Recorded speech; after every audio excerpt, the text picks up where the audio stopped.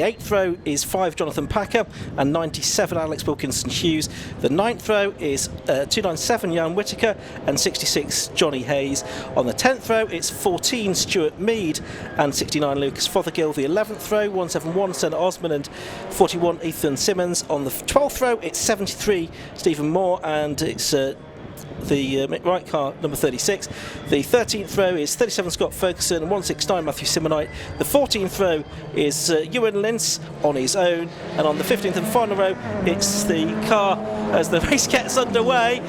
We'll bring you the details of the rest of that in a moment. It's a good start from Alan Henderson though. I think he's got the lead as they go down into the first corner. Yes, he just about has got the lead from Scott Parkin, I think that is, in second place as they head into Clairvaux for the first time. It looks like everyone has made it through. The car at the back of the grid is the Edward Christie BMW in the Class C car, but they're all safely through Clairvaux and Hawthorne for the first time, and Josh Barrett they're heading to Tower with the Mazda MX-5 in the lead. That's it, this sort of IMSA-inspired, Daniel Irving built Mazda MX-5 driven by Alan Henderson leads the way then ahead of the much more modern machinery, but it is that car that leads up towards the S's with Scott Parkin, the 3-time Class A champion, chasing, and Chris Nyland, this new to them RS3 Audi, is there in 3rd position. In 4th is Simon Mason, in 5th is Ryan Parkin in the prepared car, 6th is Paul Simerson. Ricky Collard's up to 7th. We will see if he pits at the end of this lap to take that penalty for being a pro driver in the championship. And plenty of battles further back in the car that started on pole in Class B has gone off the road a little bit there. That was Alistair Lindsay, but he's back on again into the hairpins. This is where the Mazda should be pretty good, much lighter car than those around him. Alan Henderson then leads the way from Scott Parkin, but this very competitive grid up front I suspect is going to be very entertaining over the next 2.5 hours. Certainly is, and they're all coming through. No pit stop for anybody yet as the cars go over the line to complete lap number 1. Then it's Alan Henderson leading the way then by 0.6 of a second from Scott Parkin in 2nd place. In 3rd place is the number 83 car, that's Christopher Nyland in the Audi, and then it's Simon Mason in 4th place in the number 23 Cupra. That's the way of it then. Alan Henderson though looks like he's starting to build a few car lengths lead over Scott Parkin in 2nd place. There's also a Mazda leading in Class B because Alex Wilkinson Hughes has got himself to the front in Class B. Jonathan Hayes continues to lead from pole within Class C. You see down the straight the Mazda starts to get reeled in again, so it's going to be quicker through the tighter bends. The much lighter MX-5 on power to weight ratio, it sort of all evens out over the course of a lap. So through the S's he comes. Chris Nyland's going really well in this RS3, isn't he? The driver that won the Class B championship last year in a Honda Civic. They've upgraded to this TCR spec Audi, and Simon Mason in the TCR Cupra is going after him. Ryan Parkin looking good in the Audi. They had a quite big accident yesterday. The Darkside Developments team worked all night, I think, to get that car back and fixed. There was quite a lot of parts to change on it, but it's running well there in 5th position. Down into the complex they come, and the leading groups all as one really. Paul Simerson in 6th position is keeping Ricky Collard at bay at this stage. It gets very, very tight between the top 2 though, coming out of the final corner. Yeah, up to complete the 2nd lap of the race then. And the field in Class B and C still streaming their way through sunny as they're going on their lap. We are going to have traffic before very many laps I think in this race, such as the sort of a range of cars that we have. Ricky Collard lost a place down here into Clairvaux. Did the car slow out of the final corner a little bit? Well, that's Alaki Yengar that's gone through, the ex-F1000 racer. He's gone through ahead of Collard in the number 10 car, the VW Golf TCR. Great to have Ricky out with us this weekend. The leading Class B is just 0.15 of a second between Alex Wilkinson Hughes and yesterday's Roadsports winner Jonathan Packer. So it's a very good battle in Class B, heading down the back straight now, led by the Mazda MX-5 of Alex Wilkinson Hughes, and battles in Class C as well, heading up towards Clairvaux, including the BMW Z4 of Scott Ferguson. He takes 5th position away from Matthew Simonite, who's one of many drivers who are doing this solo, 2.5 hours by themselves. That's going to be hard work. It certainly is. Meanwhile, the leaders then in the Class B heading through the Jim Clark S's. That's Wilkinson Hughes and Jonathan Packer. Packer in the Golf. Watching the cars come through a little bit further back as well. That is the number 14, Stuart Mead, Volkswagen Scirocco, that he's sharing with Tim Hartland this weekend. That's a little bit further down the order as well. Cars coming through to complete the third lap of the race. It's Alan Henderson leading by 1.2 seconds. Ricky Carlos has not lost any more places. He is still there in 8th position. Yeah, something doesn't seem quite right, whether it is Ricky at the wheel or that's changed last minute. So we'll see what happens over the coming laps. Perhaps a bit of smoke, but TCR cars tend to do that a little bit as they change gears, so that might not be necessarily a problem. But this new car to the team this weekend, the Volkswagen Golf, he's being chased by Wayne Lawson. Wayne's got a new teammate for this weekend. James Pickford's off racing GT cars, so he has got a super sub in Paul O'Neill, who I don't think's raced a touring car for quite some time now. We've talked about them quite a lot on the telly, but back at the wheel of a TCR car, in fact for the first time in racing conditions, and we'll see him out later on. He was quickest in qualifying at one point this morning. Just behind them is the Class C champion from last year, Oliver Harris, who's got a new BMW, an M2 CS racing car, a factory-built BMW that you might have seen race at the Nürburgring. They've got a class there, and he will be joined by the runner-up from the Ginetta GT Championship from last year. Back again is Jack Collins, who will be pretty rapid in that car later in the race, I suspect. Yeah, there is Ricky Card there in the number 10 Golf that he shares with Rob Fenwick. And just behind them is the Wayne Lawson and Paul O'Neill Audi. The two orange liveried cars going through to complete the fourth lap of the race, which is still being led by Alan Henderson, number 45. He stretches his lead now to 2.1 seconds over Scott Parkin. Parkin has got 3 cars right behind him, though. The Chris Nyland Audi, the Simon Mason Cupra, and the Dylan Brichter Audi TT as well, the second of the Darkside cars. Change for the lead in Class B. Jonathan Packer has gone through and ahead of Alex Wilkinson Hughes. So the Volkswagen Golf leads Class B at this stage of the race. Meanwhile, in Class C, Jonathan Hayes has got a significant advantage over Ethan Simmons, and Ewan Lintz, who's moved up the order, he's up to third within Class C in his Honda Civic. Meanwhile, the leading group head their way through the Jim Clark S's, headed by Alan Henderson. He's a couple of seconds clear now of Scott Parkin. Of course, some of what might be going on as well here, Ian, is a bit of tyre conservation, because will the teams change tyres in the pit stop or not? And either way, you're going to be going for a long time on the tyres. Ewan Lintz a bit slow across the line, just said he got up to third. He's lost that position in Class C now to Scott Ferguson, who's been making good progress in the BMW Z4. But Ewan Lintz a little bit slow out of the final corner. Yeah, he's on several positions, hasn't he, in that Honda Civic Type R, the FN2 model that he's sharing with Gavin Johnson and Pip Hammond today. Yeah, Matthew Simonite right behind him now in the Mazda MX-5, and then Edward Christie in the orange BMW 3 Series that completes the field as we are working the 6th lap of the race. Change for second at turn 1. That's Chris Nyland that's gone through ahead of Scott Parkin, so the Audi RS3 up into second position. A very good debut in this car from Chris Nyland, very experienced driver, been racing for a decade and a half or so now, but it's very quick in a straight line, that RS3. He powers away down towards Tower Bend. That all happened out of picture, but up into second position overall now, Chris Nyland ahead of the 3-time Class A champion, Scott Parkin. On screen, Edward Christie has made up a couple of positions there, so he's gone past the OnlyFans car of Matthew Simonite, and the Lintz Hammond Johnson Civic is looking a little bit sick, I'm afraid. I wonder if that might be a pit visitor before too much longer. It's going to be caught by the leader before too much longer, that's for certain. If we watch the 2nd, 3rd, 4th and 5th place cars go through, then 6th place at the moment is the Porsche of Paul Simerson. Oh, big moment for Paul Simerson down at Sunny. Huge spin for this GT4, I think Sprint Challenge spec car from the past. Paul's going to be able to get back on again. He was due to be sharing with Rich Stanton, who can't be here. I think he was a bit nervous about doing 2.5 hours himself. That's not really going to help his case very much, is it, within the first 10 minutes? No, absolutely right. So there is the 83 car, the new 2nd place car, which is Chris Nyland, the car shared with Will Puttergill. There you can see the leader getting in amongst the traffic as well. Alan Hansen going past the Edward Christie car. We again saw the Lintz Honda looking a little bit the worse for wear, not quite going at the speed that would have expected it to at this stage of the race. So it's now Scott Parkin down to 3rd position in the number 13 car.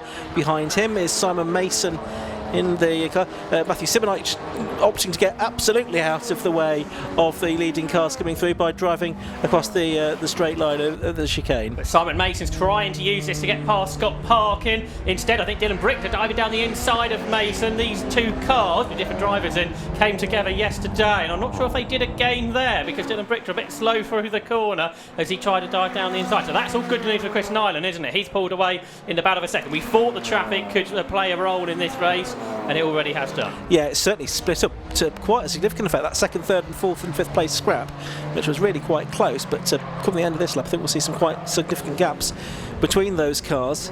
So that 13 car is Scott Parkin. He's driving solo in this race. Here's Henderson trying to, well, not too hard to get past the number 37 BMW Scott Ferguson in the Z4. He does manage to get past him now at the hairpin, but I'm sure he'll be trying to build the biggest lead he possibly can here. Henderson sharing that car with Daniel Irving. He'll be taking over later on in the race. It's Nyland over the line in second place. Scott Parkin there in third position. Fourth position is Simon Mason, and fifth place is Dylan Brichter, and there's now about 4 seconds between second and fifth, whereas before it was much less than that. And I think I thought the Ewan Lens car was going to, no, is coming into the pit lane. It's got its indicator on, but the wrong one, indicating right rather than left. Meanwhile, there's going to change to sixth position because Ricky Collard just got the better of Alok Inyugar through the complex. So Collard starting to gain positions again.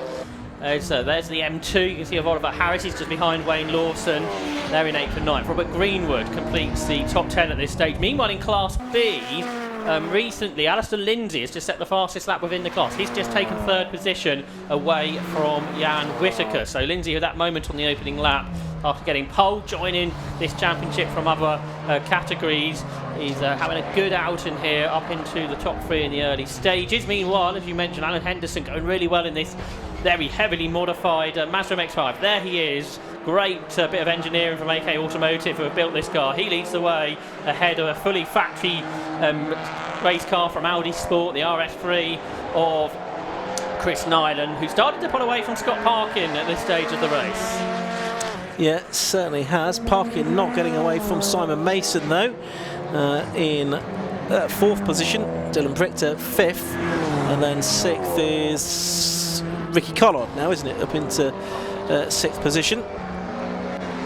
Over the line they all go. Then there on screen is Scott Parkin in the number 13 car, and in 13th position is the number 5 car of Jonathan Packer. He is leading Class B at the moment. I think the lead gap in Class C is starting to come down between Jonathan Hayes in their BMW 3 Series and Ethan Simmons in the Honda Civic Type R. The gap just under 5 seconds now between those two. That was larger than that earlier on. Those cars may already have gone a lap down, or shortly will do. Of course, much more powerful cars out front in Class A, which still sees that Mazda pulling away from the field. 4 seconds is Alan Henderson's gap. A rear-wheel drive car ahead of several front-wheel drive cars, actually, isn't it? There's a lot of front-wheel drive cars behind. I wonder if that will change the tyre strategy at all over the course of 2.5 hours. Possibly will do, yes. Just to explain the three classes. Class A is for cars up to 300 brake horsepower per tonne.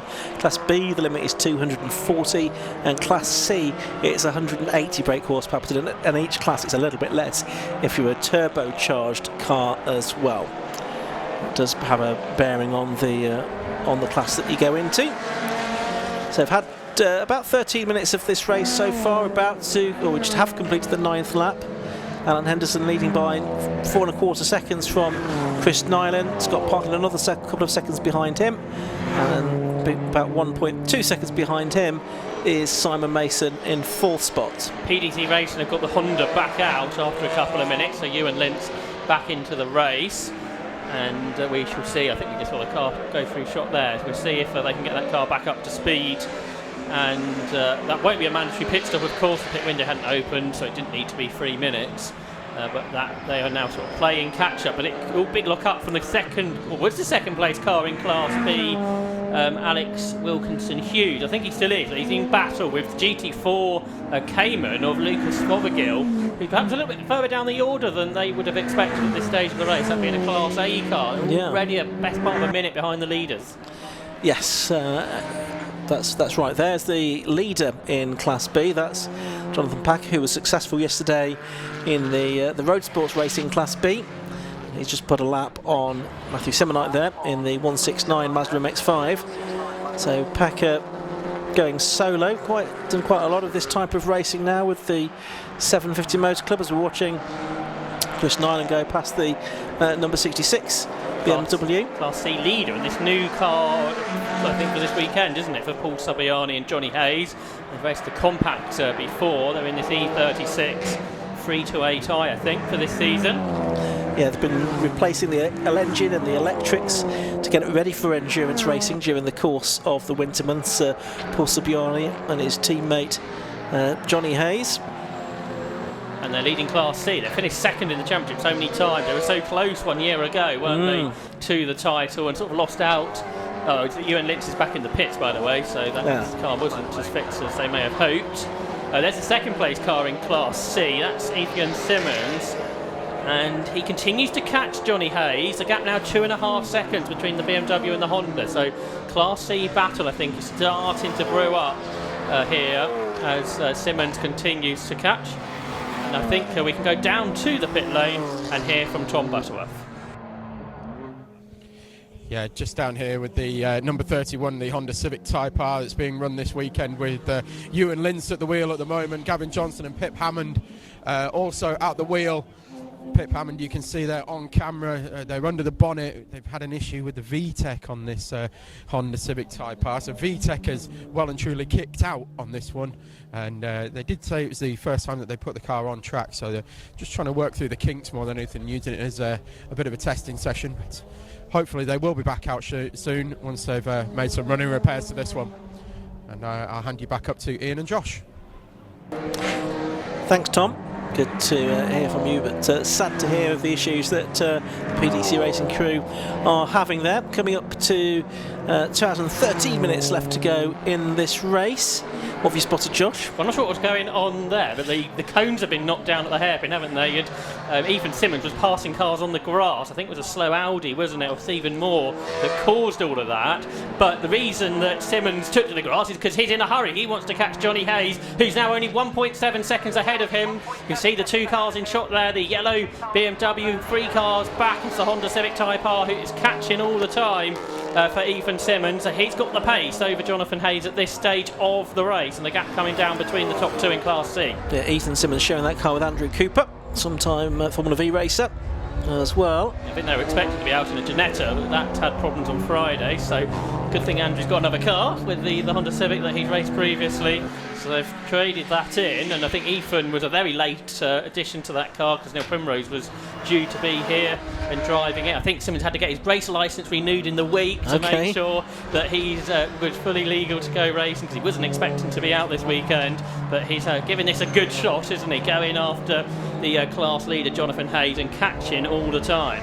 Yeah, of course, Simmons raced a Honda last season, didn't he, in this championship? Blue flags waving at the complex because there's of course a lot of traffic, lots of quicker cars coming through, passing slower cars.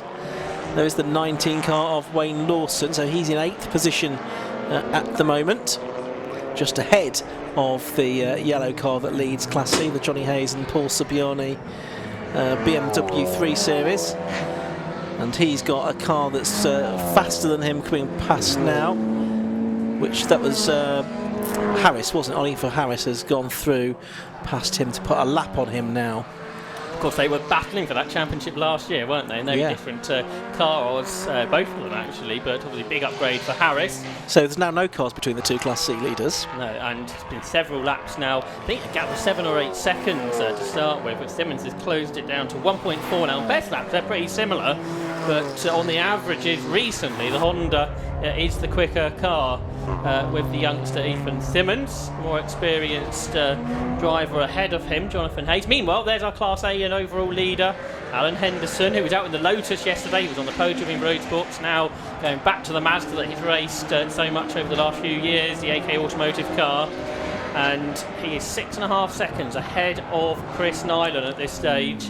There's the PDC car going back out, so Ewan Lynch will try again, see if the VTEC issue has been solved. Scott Parkin is closer to the second place car again than he has been, back up on terms with Chris Nyland. That time through took 6/10 out of Nyland to get the gap down to 6/10 of a second. So they're just into shot now actually at Clervaux Corner, just going past Matthew Simonite in the Mazda MX-5. Oh, and up on the two wheels there was Nyland as he was trying to navigate the traffic, and that I think has given even more of an advantage to Scott Parkin there. Nyland flashing his lights at the Ginetta as he comes down the back straight towards Tower Bend. But Scott Parkin in the number 13 Audi TT right with him as they turn their way through Tower Corner. This Audi RS3 is a car that's been racing at the Nürburgring in the VLN NLS in recent years, formerly racing the Italian TCR Championship.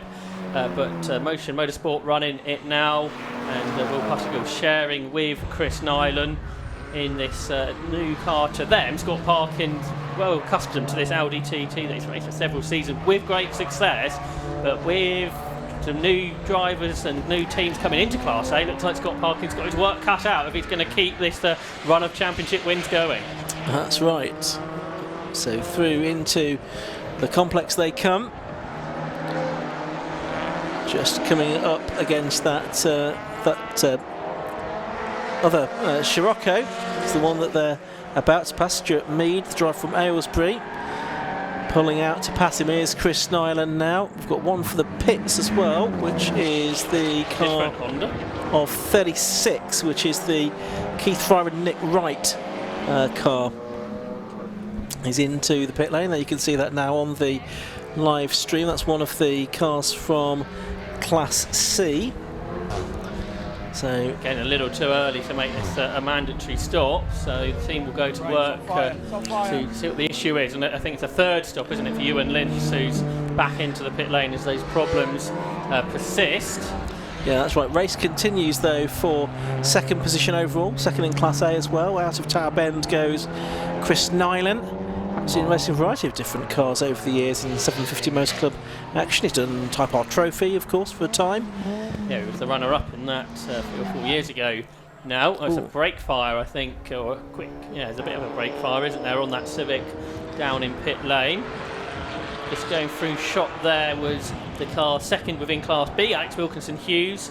The Mazda MX-5, the supercharged car, trying to chase after the Golf there that leads Jonathan Packer, who is still 4 or 5 seconds ahead, and then Alistair Lindsay in his Club Enduro debut, I think, today. He remains third in Class B. Meanwhile, about a second continues because Chris Nyland can't shake off the attentions of Scott Parkin as they turn their way out of the final corner and complete the 15th lap of this race. Just an update on the Class C battle. Not a lot of change really between Ethan Simmons in second in the Honda and the car ahead of him being Johnny Hayes in the BMW. Still about 1.2 seconds apart, but lapping in similar lap times for the last couple of laps, it would seem. But yeah, these two, second and third, that we can see on screen now. Number 83, Chris Nyland. Number 13, Scott Parkin. Parkin pulls out like he's going to try and take a different line into Tower. Just reminding Chris Nyland that he's there. Carries a bit more speed into Tower, I would say. As the 23 car through in fourth place, Simon Mason. And fifth is the car we just briefly saw a shot of. That's the number 6 car. Here's that Class C lead battle though, Josh. Yeah, still it's Hayes ahead, isn't it? But just inching up to the back of him is that TP3 Civic of Simmons, who's just done the fastest lap of the class on that lap, 136.4, and he's getting closer all the time then to Jonathan Hayes in this 1999 E36 328. That's the RM Motorsport have assisted with the build, and the Canet Racing team preparing the machine. They've finished third 3 times. They've finished second in Class C the last 3 years in the championship. But they continue on in the class lead for now. That's right. Reminder that the cars in this championship, they'll use Motorsport UK List 1A, 1B or 1C tyres with a tyre width limit for the cars in Class C. So they're on racing tyres but not slicks. 25 minutes of the race have gone, or 24 minutes of the race have gone, I correct myself. Still very tight for second and third, but they're gradually losing ground to Alan Henderson. He's got the lead of the race now up to more than 6 seconds over Nyland and Parkin. Ricky Collard's not come through at the end of the lap, I don't think. And he's into the pits, but on a delayed lap, significantly delayed lap. There would seem a problem with this new to the team Volkswagen Golf, the Rob Fennick owned car.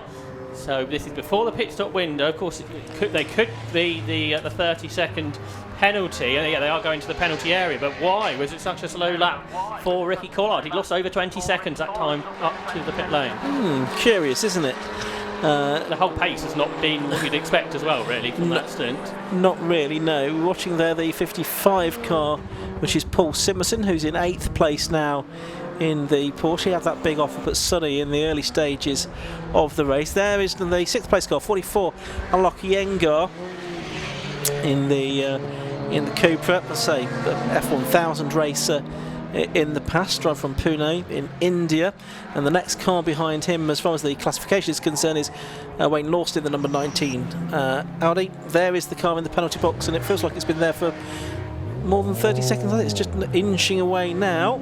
It came into pit lane about a minute ago. And it's served to stop, and now is going straight into the team's clutches. So they obviously decided it was going to come into the pits anyway for some work to be done, because there is a problem with it, hence a slow lap, and while they've done that, they've served the penalty as well. Are they allowed to do that? I don't know, but it's not an actual pit stop though, is it? So maybe they are. I don't know. Anyway, if they've got problems, it might not matter anyway. Might, which is a shame. Could be academic. Shame for the team. So Alan Henderson leads by 5 seconds now. Paul Simerson still going after that big spin he had up at Sunny, isn't he? He's there in 9th position. The ex-Ferrari Challenge racer who's concentrating on the 750 Motor Club this year in this Tegiwa Club Enduro Championship and in road sports as well. It's a Cayman GT4 RS Club Sport, a 4-litre engine. A car that was produced by Porsche UK. I think it raced in the Sprint Challenge previously, and is run by Simon Green Motorsport for this season. Down in the pit lane is Tom Butterworth. Perhaps he's getting to the bottom of the story of Ricky Collard's Golf. Yeah, so it looks like the 10 Volkswagen Golf, the Fenwick and Ricky Collard entry, certainly for the most part, is going to have quite a lengthy pit stop here. We wondered whether this was very off schedule. Obviously, they came in and had a look at and took the penalty. But it seems to be an issue with the front left suspension on this car. Potentially one of the arms is broken, or shock absorber. I'm just going to see if I can sneak a quick peek in here and have a quick look. Yeah, there's definitely something missing from there, and it's dropped right down. So Ricky Collard has actually exited the car. Not sure whether he's just rehydrating or what. See if I can catch an eye of him. Oh, in fact, he's already helmet off here, so this could be curtains already for the number 10. We'll keep an eye on it here, and we'll bring you pictures as well. If there's anything more to update, I will let you know. Back. Thanks, Tom. The race continues then, coming up to the half-hour mark in the race. Looks like it might be an early bath though for Ricky Collard, unfortunately, with already the helmet off. The car having been in the pit lane. It's certainly going to be in there for a while by the looks of it, before anybody's able to get back out on the track. Our leader has just lapped the Class B leader over my right shoulder out through the complex, so that's Alan Henderson lapping Jonathan Packer, who's about 5 seconds clear, I think, of Alex Wilkinson Hughes in the Class B lead. So the lead gaps are in descending order of significance, aren't they? Class A has got the biggest lead, followed by Class B, and Class C I think is still the smallest lead.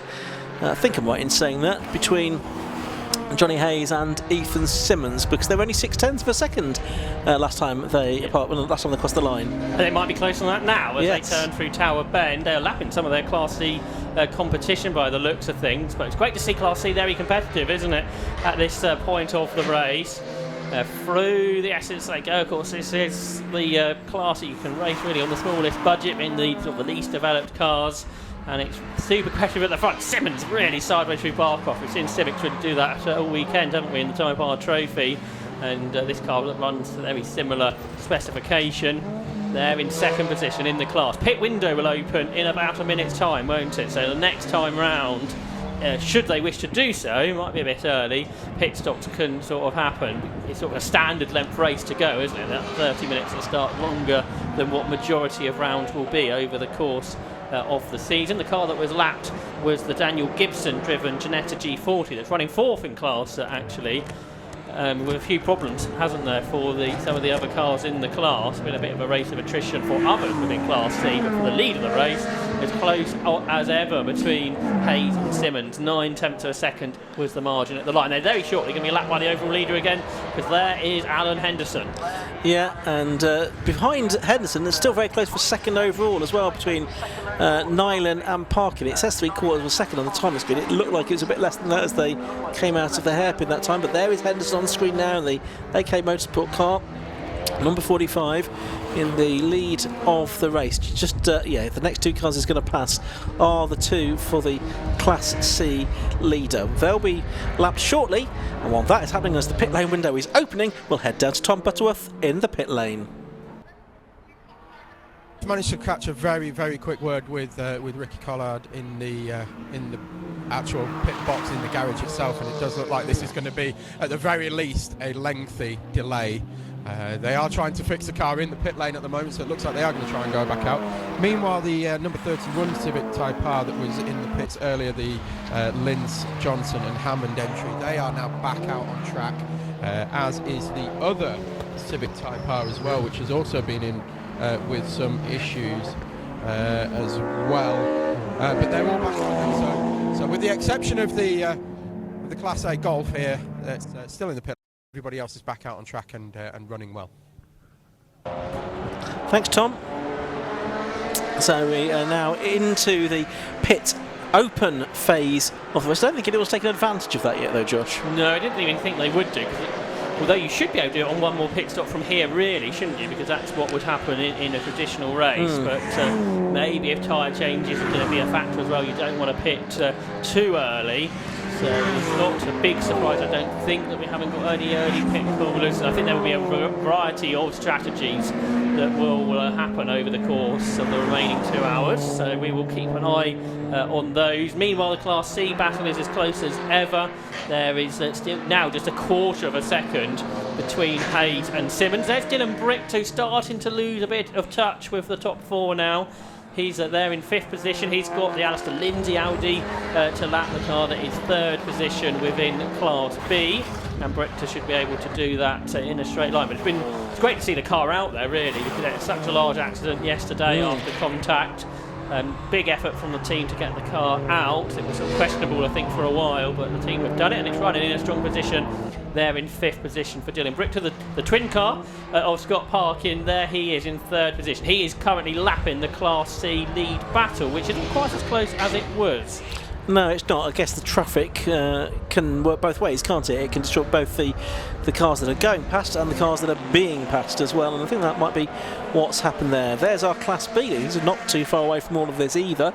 That's Jonathan Packer in the number 5 car, now with a lead of around about 8 or 9 seconds over Alex Wilkinson-Hughes, who's second in that class in the Mazda. So it's all roughly right after half an hour. There's a lap between Class A and B, and then a further lap basically between B and C. So how power to weight gaps work, that means everyone at the front is really running on a similar sort of pace to one another, aren't they? They've all come together at this point. Hayes on that lap just in his personal best, so despite being lapped, he's able to go quickly, and the fastest lap within the class of the race, 1:35.722, to extend his lead out to over a second.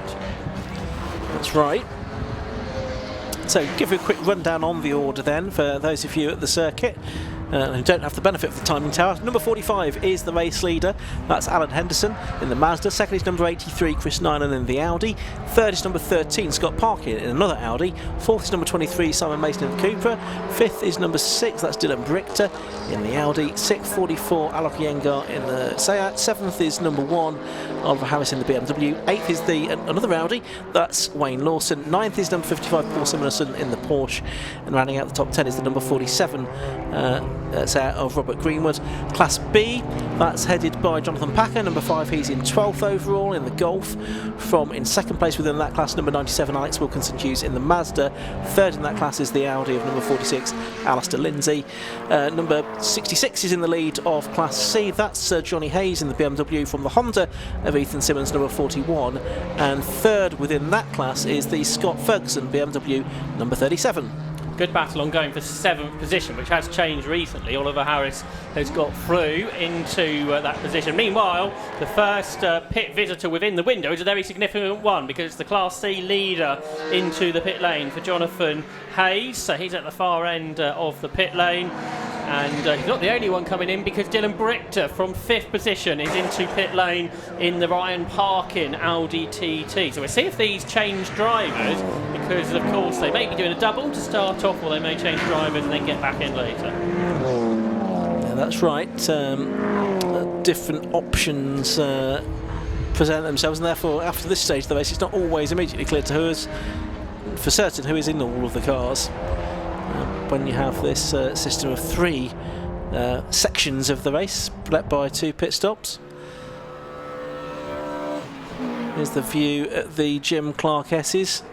It's Jonathan Packer coming through in the number 5 car. It's just got Ethan Simmons behind him now, who'll have assumed the lead of Class C, with the BMW having come into the pits, and it will lose, as we said, probably about 2 laps as a result of that. So the order will be very jumbled now. These pit stops have started, and try and figure out who's in the effective lead of each class at any given point in time. There's the 297 car going through. That's Jan Whittaker, the ex-Clio racer, in the Porsche Cayman for the driver from the East Midlands, from Retford.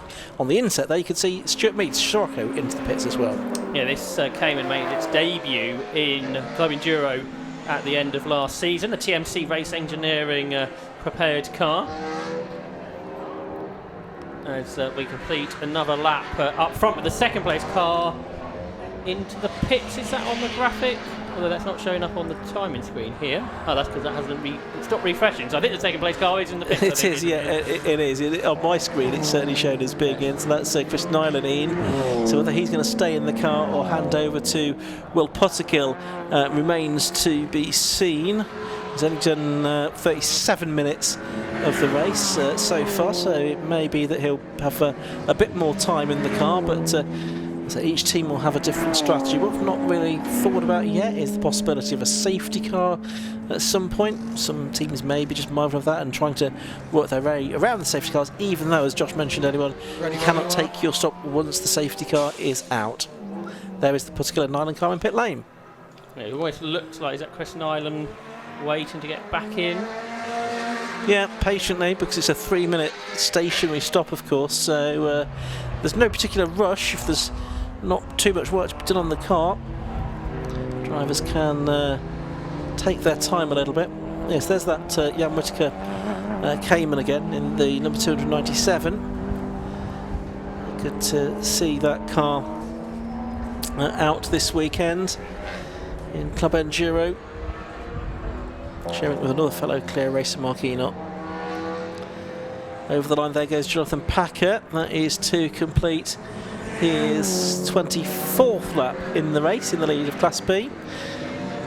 We can head down to the pit lane now though. Tom Butterworth is going to give us another update. So just keeping an eye on pit stops here as they take place, scheduled and unscheduled, as the Collard and Fenwick entry looks like they may be going back out fairly soon. They've just put fuel in the car. Darkside Developments have made their first pit stop, so that's Ryan Parkin in that one. They changed tyres as well on that one. And it looks like Fenwick is going back out in the number 10 Golf after their lengthy delay. Also the 83 entry, which is the Potterkill and Nyland Audi RS3 TCR. They've just made their first scheduled stop, and all went very smoothly. It looks like here they're just waiting for the mandatory time to tick down. Engine is already back on and just ticking over nice and smoothly. And looks like they will be heading out in just a moment. Thank you very much, Tom. Tom Butterworth there in the pit lane. So we're working into the 40th minutes of this race, and there's the 46 car we're looking at the moment, which is Alistair Lindsay's Audi TT, and he's just been passed by another Audi, which is that of Wayne Lawson, the more powerful car from the class ahead of it. So that's the orange car that we'll be sharing with Paul O'Neill, who, if you're watching at the pre-show at the start of the day's racing, we've heard from Paul and Wayne talking about that car. There is the number 1 car that's going through. That's the reigning champion, Oliver Harris, making a move there on Alex Wilkinson Hughes in one of the front-running Class B cars. And then who was behind that? Didn't get a good look. But either way, I think that was Wilkinson Hughes that's straight-lined the chicane. Yes, it was. He's back on the circuit now, though, Josh. Fractionally slower stop than perhaps it needed to be for the erstwhile Class C leader, Jonathan Hayes, 3 minutes 40. So maybe lost 10 or 15 seconds there. We'll see what the competition does a bit later on. What you don't want in a 2.5-hour race is your laptop to stop connecting to the internet. And that's what's currently happened over here. So we'll see if we can solve that. But could have happened in a different race. Oh, now this is a little bit smoky, isn't it? That's Alistair Lindsay's Audi TT that had problems yesterday, if you remember, couldn't start the road sports race. It may not be going for much longer in this club enduro race. No, saw Jan Whittaker's car in pit lane being refuelled as well there. But yeah, keep an eye on that Alistair Lindsay car, which looked a little bit sick. Now, has it been putting anything noxious down on the circuit is the question. Is that going to cause problems for other drivers out there with a slippery surface, maybe? Up the inside of Alex Wilkinson Hughes goes the number 19 car of Wayne Lawson. He's going past the pit lane, and I think we can head down to the pit lane once again. I just wanted to bring you some pictures of what's going on here with the 297 Class B entry, this Porsche Cayman that's Jan Whittaker and Mark Aynot driven. Fuel tank right in the front of this one, and so because it is, and they've got very, very hot brakes, which we've already seen a couple of times in the pit lane already, once the drivers come in and the brakes stop rotating, they do tend to catch fire. So they've put this cloth over the front wheel here. I just thought that was interesting to bring you that. Obviously they thought of that, that's a safety feature, clearly. Very rudimentary safety feature, but a safety feature nonetheless. And I just thought it was interesting. I've never seen that before in all my years in and around motorsport. Just thought it might be something that the people at home might enjoy. And back to you guys. Well, there's the number 10 car, which is back out on track. We think it might be Rob Fennick that's now out in that. It was in the pit lane for quite some time, though. Scott Parkin from second place has headed into the pit lane. So that means that it's going to be Simon Mason that will move up into second position and allow an even bigger lead for Alan Hansen. There you can see on the inset now Scott Parkin's car. Of course, he's driving solo, so we know he's going to be in the car throughout the 2.5-hour duration of this Tegiwa Club Enduro Championship race. And there's the Nyland and Puttergill Audi that was one of the earliest of the front runners to stop, Josh. Yeah, but pretty good bit stop, just under 3.5 minutes. I think that's where you want to be. The good news from this end of the commentary box is what we saw earlier: stopping, restarting, fixes everything. So we're all good, hopefully, for the rest of the race now. Jonathan Packer's just set a PB, so he's still going quickly. He hasn't pitted yet, has he? The Class B leader. He leads now by the best part of 20 seconds.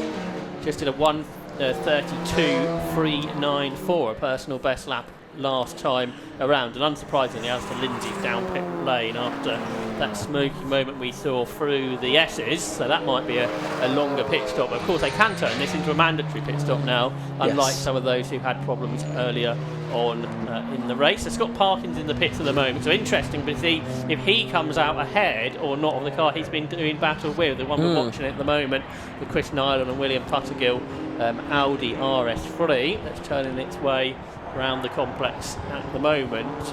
Dropped all the way down to 14th overall. That's sort of how long the pit stop is, / how tight the pack still is at this stage.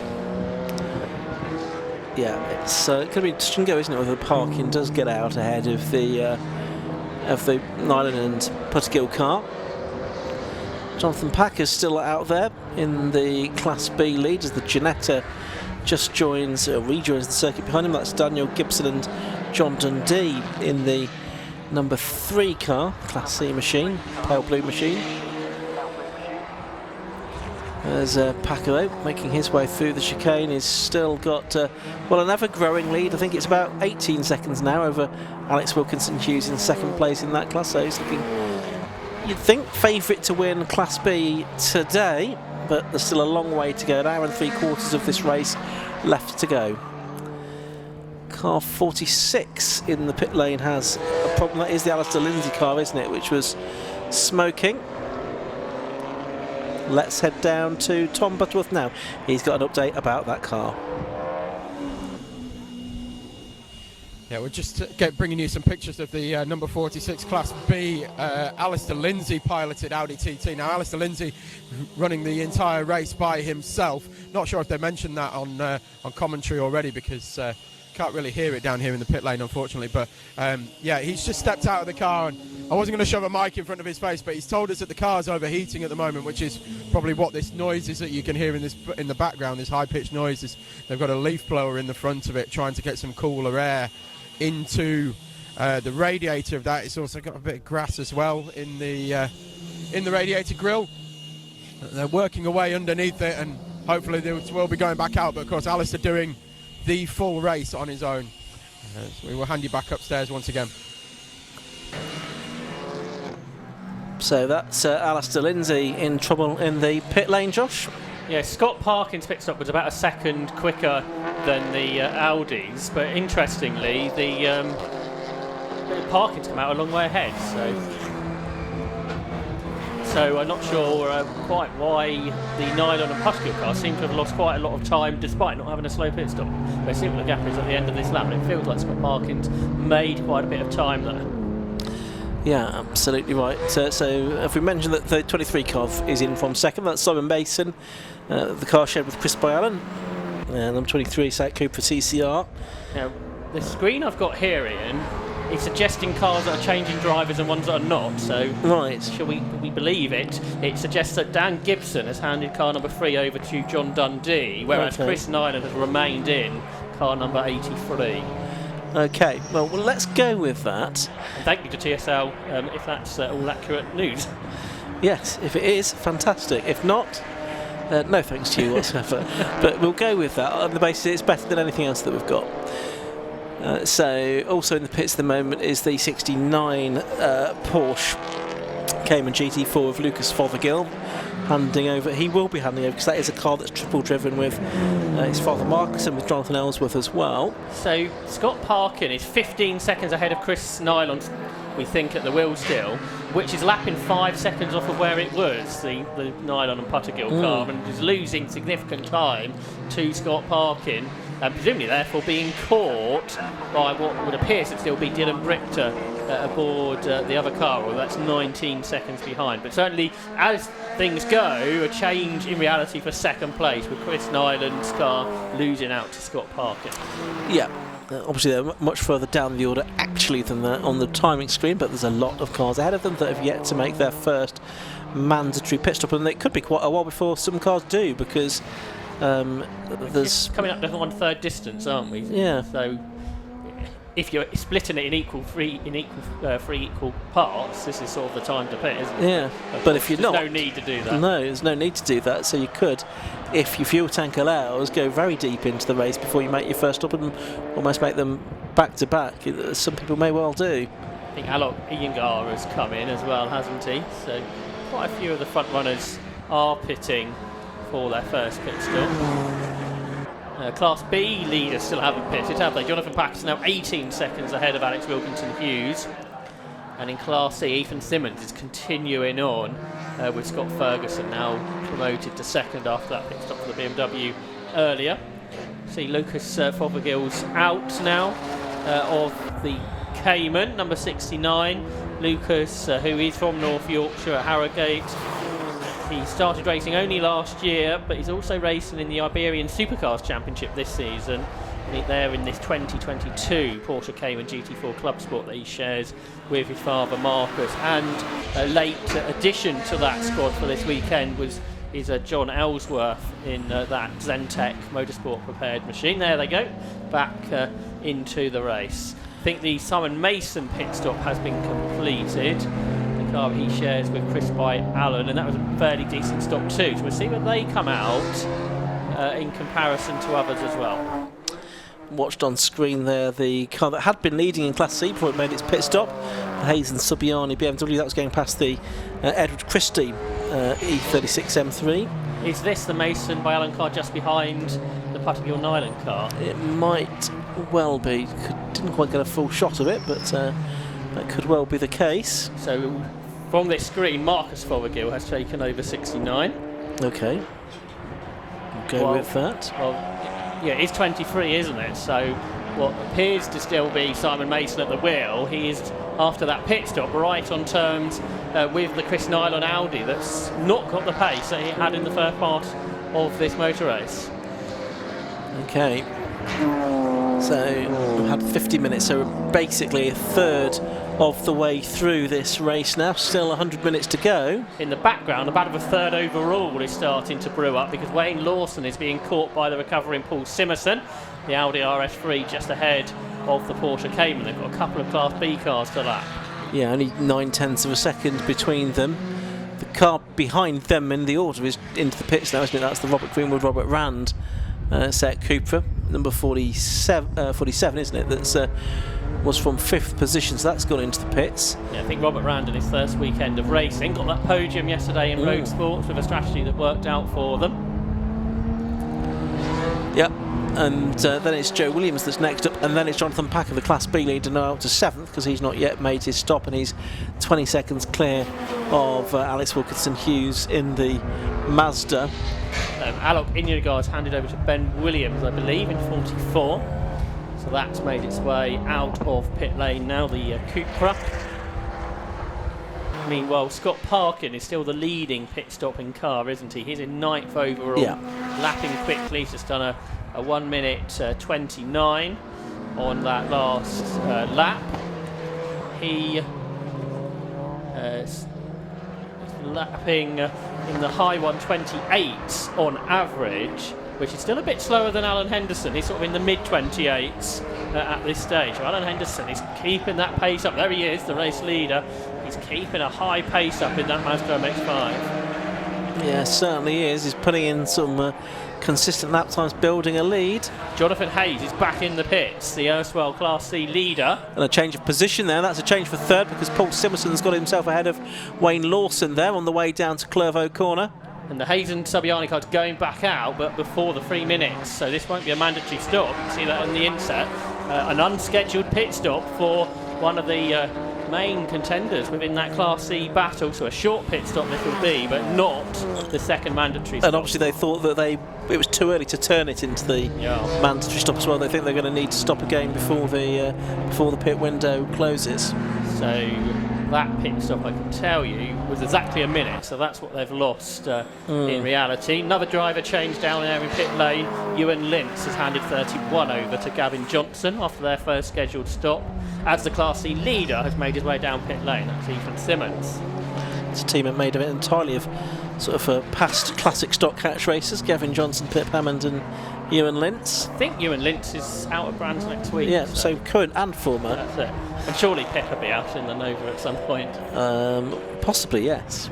Cadwell has to be on the car. Yeah, we saw him yesterday, of course, in that car in the Road Sports race with Alex Hall, getting a podium out of it. Into the pits comes the second place car of Oliver Harris, the reigning champion, but in a new car this weekend, the M2 CS. And that will promote Paul Simerson up to second, but he's the best part of a lap down now, so Alan Henderson's lead is over 1.25 minutes. And he comes into the pits. So into the pits comes our race leader, so we'll see where he comes out in comparison to Scott Parkin. He's right underneath our commentary position as well. He's the first car in the pit lane, so his teammate Daniel Irving is there with the helmet on. And Alan Henderson gets out of the car, which he has to do before any fuel can go in. So Henderson is there ready to assist with the fuelling. There's 4 of them, including the 2 drivers, running that car by the looks of things. One team member has got the blower on to try and keep everything cool at the front of the car. Fuel is going in. It's nearly emptied that container now. I can see from the window. Meanwhile, on the screens here, we've got a very good battle continuing between Chris Nyland and Simon Mason, who are in sort of podium contention still, the Audi and the Cupra. They're just turning their way through the complex. They are, at this point, the 2nd and 3rd place cars who have pitted, but are battling for 10th overall. Up the inside, look, Simon Mason here. Can't quite get the better of Chris Nyland's Audi at this stage. Second container of fuel is going in. You can just about, well, you can no longer see that on the inset. That's going into the Alan Henderson car. What we can see is the Jack Collins, what was the erstwhile 2nd place car of Oliver Harris. Jack Collins getting aboard the BMW M2 CS, and Jack, who's going to be racing in British GT this year. He was the runner-up in the Ginetta GT Championship last year. Should be pretty rapid in that BMW M2. It's Irving that's getting into the car now. Daniel Irving into the number 45 car. So Alan Henderson is getting out, but he might get back in, of course, for the final stint. That's a possibility. Change has happened, doesn't it? Simon Mason is through ahead of the Audi of Chris Nyland for what is 9th position at this stage, but could be a very significant position as things work their way out. Another driver change that's happened is Scott Ferguson has handed over to Neil Luke in the number 37 BMW Z4, I can tell. Which was 2nd in Class C, probably at the time it went in, because Ethan Simmons is still out there. Oh no, they're in now as well, aren't they? Ethan Simmons and Andrew Cooper. Whether we're going to get the driver change there, but they're in the pit lane as well from the lead of Class C. Looks like Wayne Lawson has got himself back ahead of Paul Simerson for what will now be the race lead. So Wayne Lawson has taken the lead of the race on the road, away from what would have been Paul Simerson, and they are very close indeed, just a 1/4 of a second between them at the start of this lap. In fact, we can see Wayne Lawson on screen now, and it's Simerson ahead. So it's a ding-dong battle between these two. Either of them going to come in this time? No, they're not. So they're coming up to the line. This is to complete lap number 37 of the race, and there's just about exactly a second between them in the lead. And Alan Henderson still showing 3rd on the time screen, but of course his car in the pit lane now in the hands of Daniel Irving. He's the best lap of the race, a 1:27.360 so far in this race. And it's just about to go back out, I think. Yeah, it's been pushed out, and there, as you can see on the screen, Daniel Irving now going out into the race in the number 45 car, so we'll see where he picks up and indeed what his pit stop time was. Got parking's only at the complex, so I think the Mazda's still going to be with the advantage. So a good pit stop there from the AK Automotive team, and we will tell you that pit stop in a moment. We're going to head down into the pit lane. Yeah, just to give you an update on the race leaders came in as we saw. Fairly standard pit stop there, didn't seem to be any dramas, and likewise also for Oliver Harris and Jack Collins, that went about as smooth as could be expected. The MX-5 did have a little bit of an issue. Once they pushed back, probably lost about 2 or 3 seconds. It wouldn't seem to get underway again for a brief moment, but they are back out onto track now and up to full speed it seems. Just a quick update on the race leaders.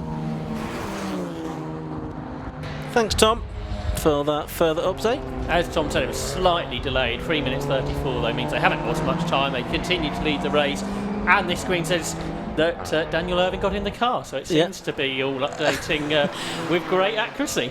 TSL are probably listening to us, Josh. That might be the problem. Anyway, that's good that that has worked. So just coming up to the 1 hour mark in this race, 58 minutes of it have gone. There's the erstwhile Class C leader, Johnny Hayes and Paul Subgoni. Who's in that car now, did we think? Of course, it's had that extra pit stop. We believe it's still Johnny Hayes. Okay, in the 66 car. Yeah, which is still showing as 3rd in Class C, despite its various woes, which has resulted in that extra unscheduled stop, which isn't one of the mandatory ones that it will need to take during the course of this race. Slightly longer stop for Ethan Simmons. That was 3 minutes 53, so probably about 20 seconds longer than it needed to be. But that might not be surprising in Class C because they don't have quite so expensive fuel and equipment, and they tend to take a little bit longer with that. Seemingly, it's still Ethan Simmons at the wheel of that one, and they've come out second in the class, 50 seconds ahead of Jonathan Hayes after that unscheduled stop. The leaders who haven't yet pitted are pretty close on the road, aren't they, with Paul Simerson and Wayne Lawson turning their way through the hairpin. Simerson still, of course, solo driven. I imagine how Wayne Lawson's driving here is that Paul O'Neill will get in at the next stop and then probably bring it home. Yeah. So down the straight they come. So they are two of the cars that haven't pitted. Joe Williams is another, isn't he? They're in third. Interestingly, in Class B, neither Jonathan Packer or Alex Wilkinson Hughes have pitted, have they? So the top two in Class B, as they have been all race long, yet to pit. That's right. It looks like the gap between Irving and Parkin is 13 seconds for sort of the race lead in reality. So that was roughly, I think, what it was before the pit stops. So we see what Daniel Irving's pace is. He did all right yesterday in road sports, didn't he? But we'll see if Scott Parkin's able to bring that gap down. Yeah, absolutely. No, there wasn't a lot to choose between them yesterday. I think we're now there with just the sort of front five cars and Matthew Simonite who have yet to make their stop. And as I say that, Joe Williams comes in to make his stop in the number 88 Seat Cooper TCR, the driver from Leominster, the 37-year-old mechanic who was up to third position, with other drivers having made their stops ahead of him. Ex-Bruce Winfield car that he races that he's had since late 2004. One of the Class C cars had a grassy moment, just got the end of it there. That was Neil Luke in the fourth place Z4 within the class, about to be lapped by the Class B leader, which is that Gulf of Jonathan Packer, who leads Class B by 24 seconds now over Alex Wilkinson Hughes. Meanwhile, the battle for the lead overall, Paul Simerson now getting away from Wayne Lawson. There's 3.5 seconds between the two Class A cars. One Class A car that's going very quickly at the moment is Marcus Fothergill, who's taken over from his son. He's just done a personal best lap for that car, 1 minute 31.9, which is one of the quickest cars on the circuit at the moment, perhaps unsurprisingly, because Marcus is a massively experienced driver, a former Brit car champion. And if you go further back in history books, he raced in the British GT Championship for 3 years, about a quarter of a century ago now, in GT2 Porsches. He's also raced in the Daytona 24 Hours, 26 years ago that was now. But great to have Marcus part of the championship this year, and he is consistently lapping very quickly in that Cayman that's currently in 14th position. That Wayne Lawson Audi that we've got on screen now, I'm just wondering if there's an issue with that car, because it's losing time quite quickly to Paul Simerson, so I wonder if everything's not quite tickety-boo with that one. It might well be for the pits at the end of this lap, I would suggest, if there is a problem with it, but Simerson has made several seconds on that car. It was 3.6 seconds at the start of the lap, and I think that might have more than doubled now, actually, as the Audi comes through. No, it's staying out there. A car that's just done an unscheduled pit stop here, and his car number 3, John Dundee's done a pit stop about 1.5 minutes. So that's one that will show 2 pit stops on your screens, but that second stop not a mandatory pit stop, so we'll have to come in again. Yep, that's right. Have to be stationary for 3 minutes for your stop to count in the Tegiwa Club Enduro Championship. Usually it's just 1 mandatory stop, but it's 2 this weekend because it's a long race, 2.5 hours. Most of the races this season are 2 hours, with the exception of the one at Alton Park, which is a 100-minute race, as often is the case. There's the 6 car. Is that Dylan Brichter or Ryan Parkin now that's aboard that one? We believe it's still Dylan Brichter. Okay. Who has been catching Christopher Nyland, who's been passed by Simon Mason, is losing time to him. So Nyland being closed in by Dylan Brichter all the time. And catching on the road the Wayne Lawson car as well, which I think is probably going to be heading into the pits quite soon. I thought it might do at the end of the previous lap, but I've now received some intelligence. that it is certainly due to make a stop fairly shortly. 1 But the number 6 car there, Dylan Brichter, the Audi TT, making its way towards the complex. There is the Lawson and O'Neill car, number 19, with the Motion Motorsport livery on the side of it, heading down towards the hairpin. And out of the hairpin it comes, and it's not going to die for the pit lane either this time. So, yeah, not sure what the definition of soon is in the context of these pit stops.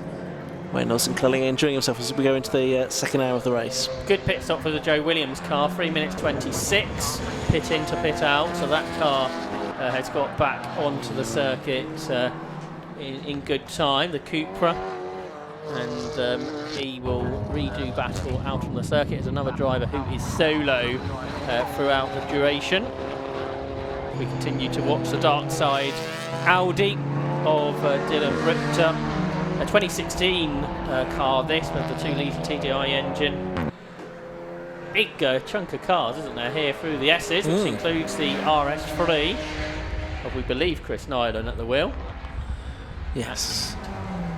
He has Paul Simerson not far behind, the leader on the road at this stage, who has just behind him Jonathan Hayes, who's back into third within Class C, but with Matthew Simonite leading the category yet to pit. Yes, so that will change around, won't it, when he does so? Because he's actually only 34 seconds ahead of Ethan Simmons and Andrew Cooper, who have pitted.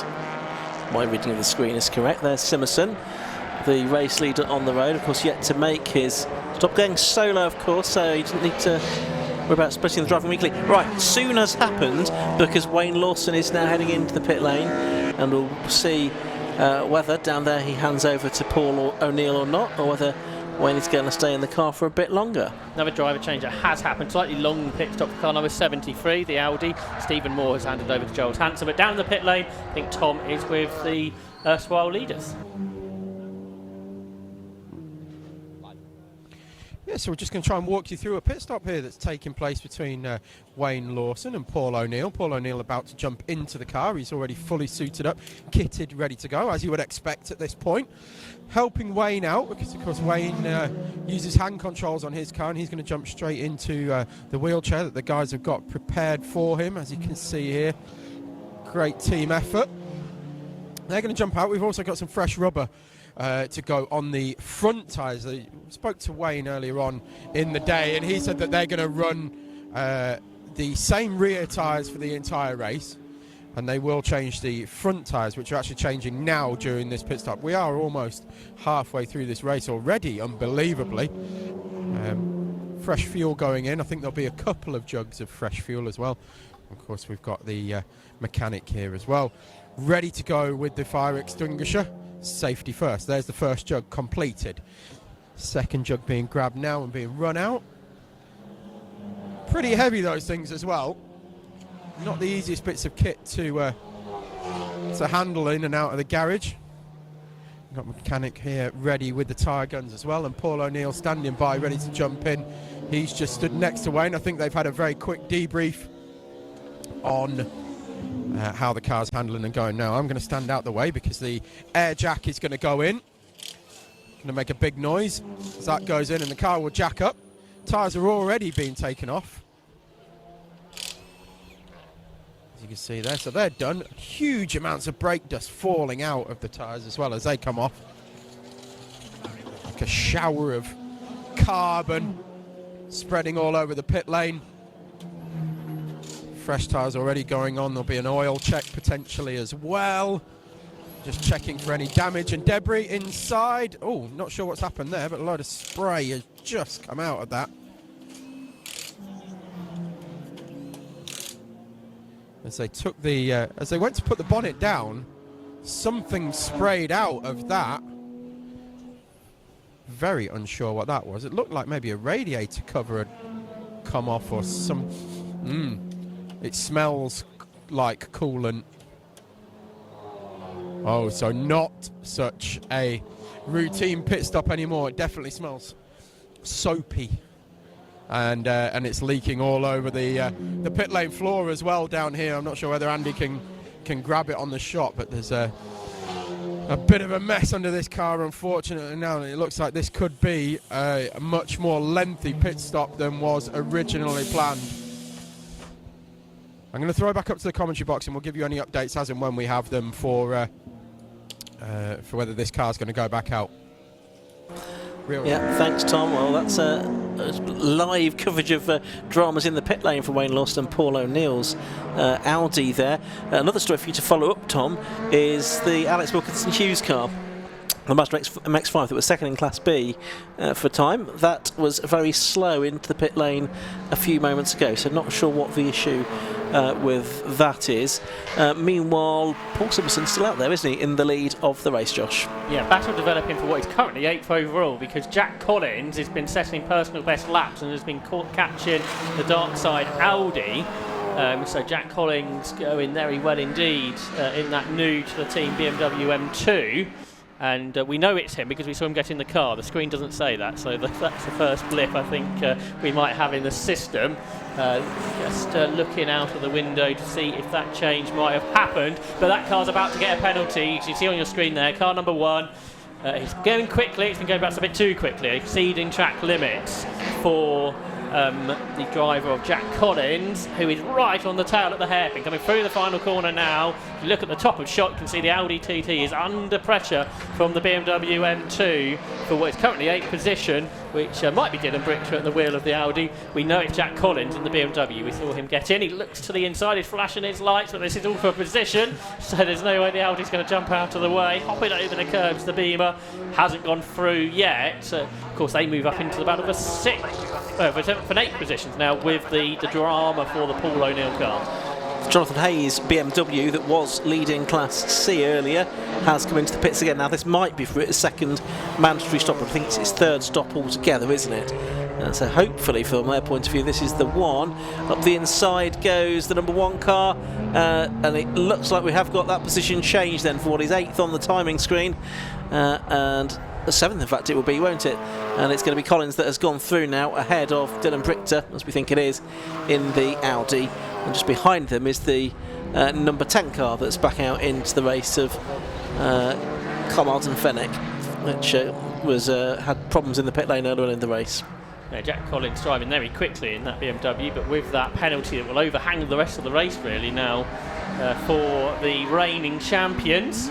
He has got 12 seconds to catch the Nyland Puttergill car. Brichter's pretty aggressive here through traffic up the grass, which wasn't all part of the plan really, but he now will slice up the inside of the Audi driven by Giles Hansen. Through the hairpin they go, but now starting to pull away is Joel Collins in that car. And he's already 1.6 seconds ahead of the Audi TT. Yeah, the 10 car that's involved with them is 11 laps behind after those early dramas. The thing about what we could see on the inset there was the coolant spill in the pit lane from the Wayne Lawson Paul O'Neill car, which I'm presuming is not back in the race. No, neither is Wilkinson Hughes. That car still remains in pit lane, although still second in Class B as it stands. But the only thing I did wonder if it had run out of fuel, because it was limping in slowly. Anyway, we might get more news on that later. Tom Butterworth is back in pit lane. Yeah, so it wasn't the coolant actually. What happened was, as the bonnet came up and the driver was exiting the car, somehow the fire extinguisher is discharged. So it's all over the leg of Paul O'Neill as he was obviously jumping into the car. So it's inside the car, it's all in the bonnet as well. Covered the entire, well, inside of the car, as a fire extinguisher should do when it goes off. I wonder why it smelled soapy, and that would be why. So that was the interior of the fire extinguisher has been discharged. And unfortunately, because of that, that is race done for the 19 Class A Audi TT run by Motion Motorsport. They are now out of this race. Just thought I'd bring you that update. Real shame for those guys, because yeah, I think we were looking forward to seeing what Paul could do behind the wheel after so long. Yeah, hand back up to the guys in the box. Well, that's unfortunate, isn't it, Josh, to have the extinguisher go off during the pit stop. That's the definition of not a smooth pit stop. No, that's right, and a real shame. Currently in the pits is our current leader, Paul Simerson. The battle for what will become the lead. Daniel Irving is slowly being caught by Scott Parkin. The gap's down to 8 seconds. Parkin was about half a second quicker on that lap. I think the gap started about 13 seconds, didn't it? So it's not a big catch from Scott Parkin, but he is slowly but surely closing in on Daniel Irving. On the average lap here, it is about half a second. So Irving's averaging at 1:30.0. Scott Parkin is averaging 1:29.5. So that gap is coming down. Meanwhile, with Simerson in the pits, that means that it's Jonathan Packer in the Class B Golf that's going to have the overall lead. I don't think that's the first time he's done that in Club Enduro. I'm sure he's done that before, being in the lead overall in a Class B car. But Simerson is in, and that means it's just Packer and Matthew Simonite, I think, that are yet to make their pit stops, with pretty much half of the race gone. So we're coming up to the 1 hour 15 minutes to go mark in this race. Yeah, on the other side, Paul Saviani's just taken over from Johnny Hayes, and they've completed all their pit stops. So yeah, so as we expected, some quite different strategies going on. So Paul Saviani's going to rejoin in something like 5th position, I think, within Class C, but there's lots to unwind there. Matthew Simonite is just 6 seconds ahead of Ethan Simmons, so Simmons is shortly going to take the lead of Class C, I should think. This, I think, is now Pip Hammond aboard the PDC Honda, because I believe Gavin Johnson brought that car in, and so that's another car that's done all of its pit stops, I think. It's been a relatively short stint for Gavin Johnson then in that case. I think that's what's happened. I remember before I saw that pop up on the screen. No, may be right. It's not going particularly quickly, that car, down the start and finish straight, but it has been having intermittent problems, it has seemed, all the way through the race with the VTEC. Packer leads by half a second in the race over Daniel Irving, so he might not actually show us the leader on our screens. But he's leading on the road, but he might not ever be on the timing screen by the end of the lap. No, he's not. He's not. I'm watching them now as they're heading up towards Sunny, and it was Irving that was ahead of Jonathan Packer.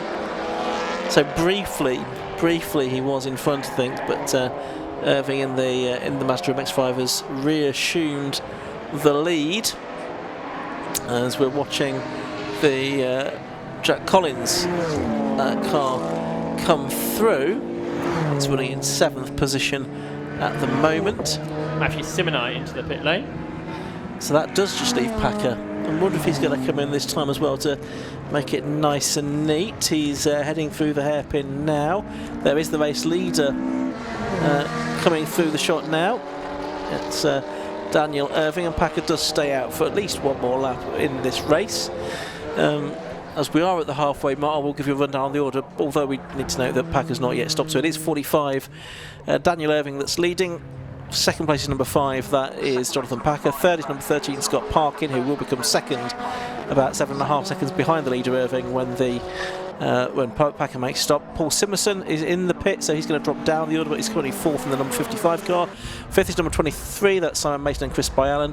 6th is number 83, Chris Nyland and Will Putskill. 7th is number 1, Oliver Harris and Jack Collins. 8th is number 6, Dylan Brichter and Ryan Parkin. 9th is 44, Alec Yengar and Ben Williams. And 10th is 47, Roberts, Greenwood and Rand. Class B, as we say, is led by Jonathan Packer, but second in that class is the Mead and Heartland Scirocco now from the Whittaker and Enoch Porsche. Class C is led by Matthew Simonite, who's just come into the pit, so it'll be Ethan Simmons and Andrew Cooper that take over the Class C lead, with Scott Ferguson, Neil Luke up to second in that class, and the remaining car in the top 3 is going to be Hayes and Subiani, I think. Back into the pits has come the PDC Honda, so you said it was slow, and now it's back in the pit lane.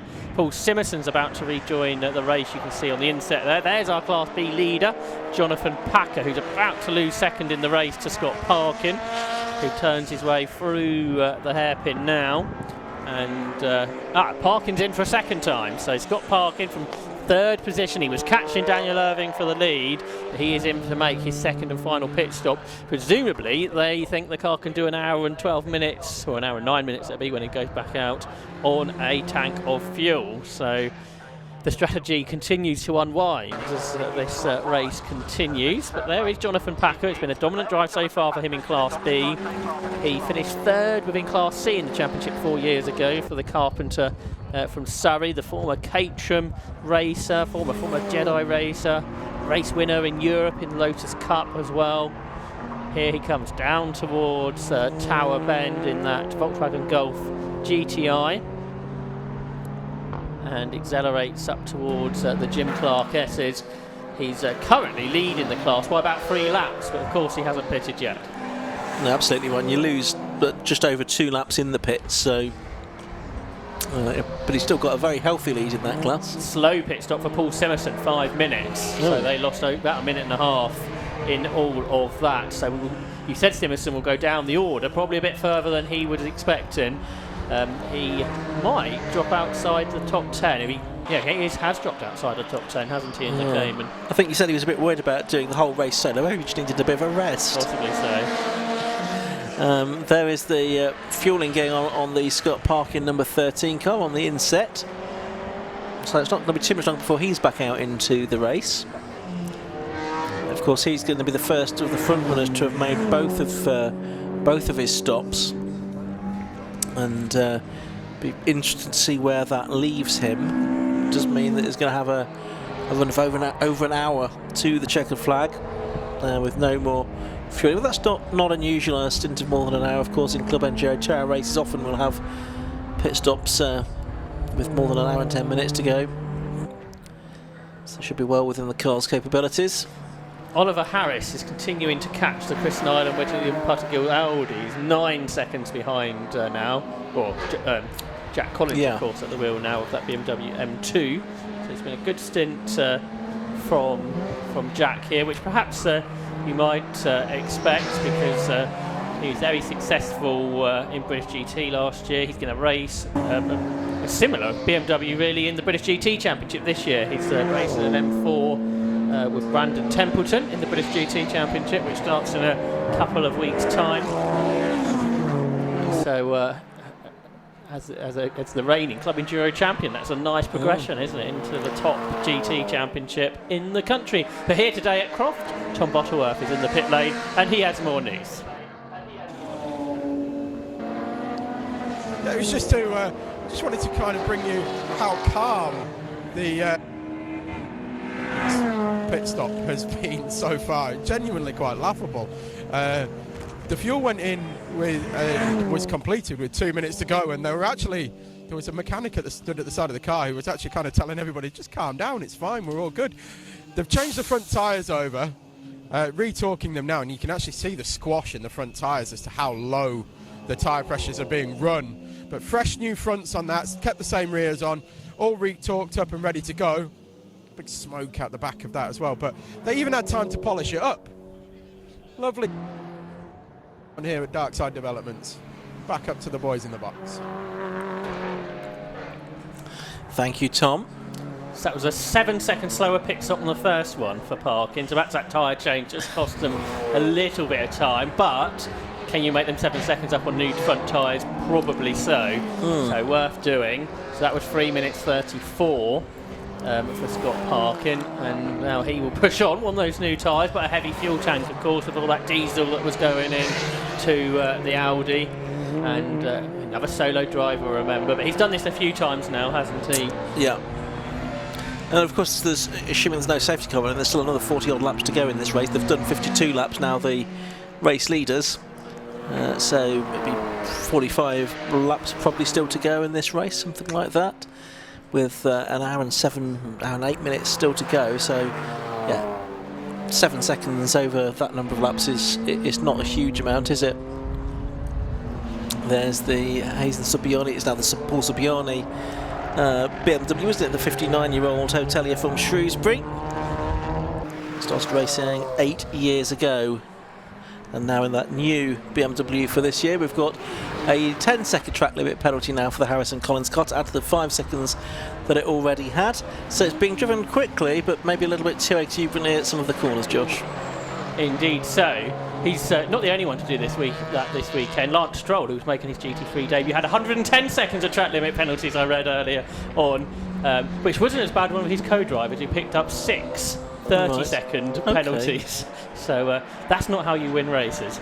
But that is partly it's a bit tight, isn't it, for the other dark side car. But yeah, it's not great, is it, for Jack Collins? He's got lots of pace in that car. He's on a 1 minute 28.9. That was just over a second quicker than Oliver Harris managed in the car. He's averaging a 29.8, which is almost identical to our race leader, Daniel Irving. But those track limit penalties sort of cost you all the time that you're gaining by going quickly. Well, probably then a bit more, really, with now 15 seconds that they've mounted up to. Haven't really seen much of that this weekend, have we? That's not a huge amount, but I think it's not one of those circuits where track limits is traditionally quite a bigger deal as it is at some tracks around the country. Of course, the tyre stacks are in this weekend, aren't they? Which they weren't, for example, at the British Touring Car Championship last year, which meant track limits was a different storyline than what we've had this weekend. That's right. So how's Saviani getting on there? He's up to 3rd, isn't he, in Class C? So he, in this stint, he's done a 1:36.3. What's the best lap of the car? A little bit quicker than that. They're pretty similar, aren't they? Only about 6/10 difference between Hayes and Saviani's best. So it's a good equal lineup, really, isn't it? In that squad, in their BMW. Got a couple of cars that's about to lap them.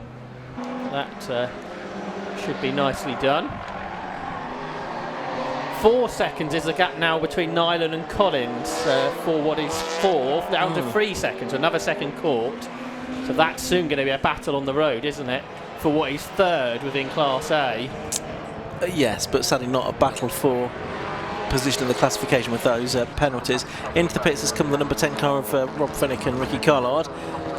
Is that its first official stop? No, yes, I think it is, yeah. It made a stop, of course, before the pit window, which was lengthy and cost them about 10 laps. The leader's back in again. So this is Daniel Irving into the pits, or the former leader. That was a slow in-lap in. That was 10 seconds slower than it should have been, the in-lap. There may be a problem with the Mazda. Yeah, and the team don't look like they're ready for him. They're popping the bonnet off. Alan Henderson's not got his helmet on. He's wiggling the left rear wheel of that car. They've got the bonnet up as well. The traditional problem with this car has been drive shaft, hasn't it? So whether that's the problem again. Alan Henderson's got his head touching the tarmac, trying to have a look underneath to see what's going on, but this is not boding well for the race leader. I think the person under the bonnet is his road sports teammate, isn't it? Dan Jude, I think. So it's a very small team running this MX-5, but whatever this car that's done so well in this race, hasn't it? It's led from the beginning, it's led 55 laps of this race, but this does seem to be a much more significant issue than it might otherwise have been. Meanwhile, on the screen, you're not seeing this because you're seeing the pit stop for Rob Fennick, but the much bigger drama down there in pit lane is our end of the pits, because the race-leading car might here be going into retirement unless it's an easier fix than it otherwise would be. Yeah, well, they're losing time here, of course. As well. Jonathan Packer is going to lead, isn't he?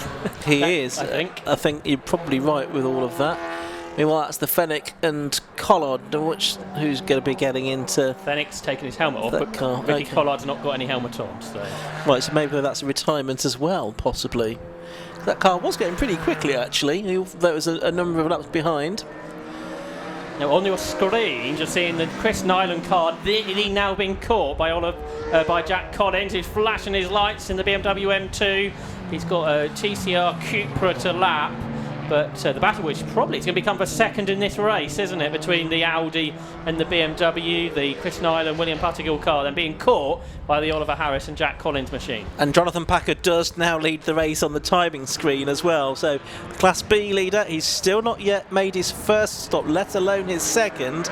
And he does now lead the race overall as well. He's leading by 19 seconds from the team that has made one stop, which is Simon Mason and Chris Byallen in the Seat. So they've already made one of their stops.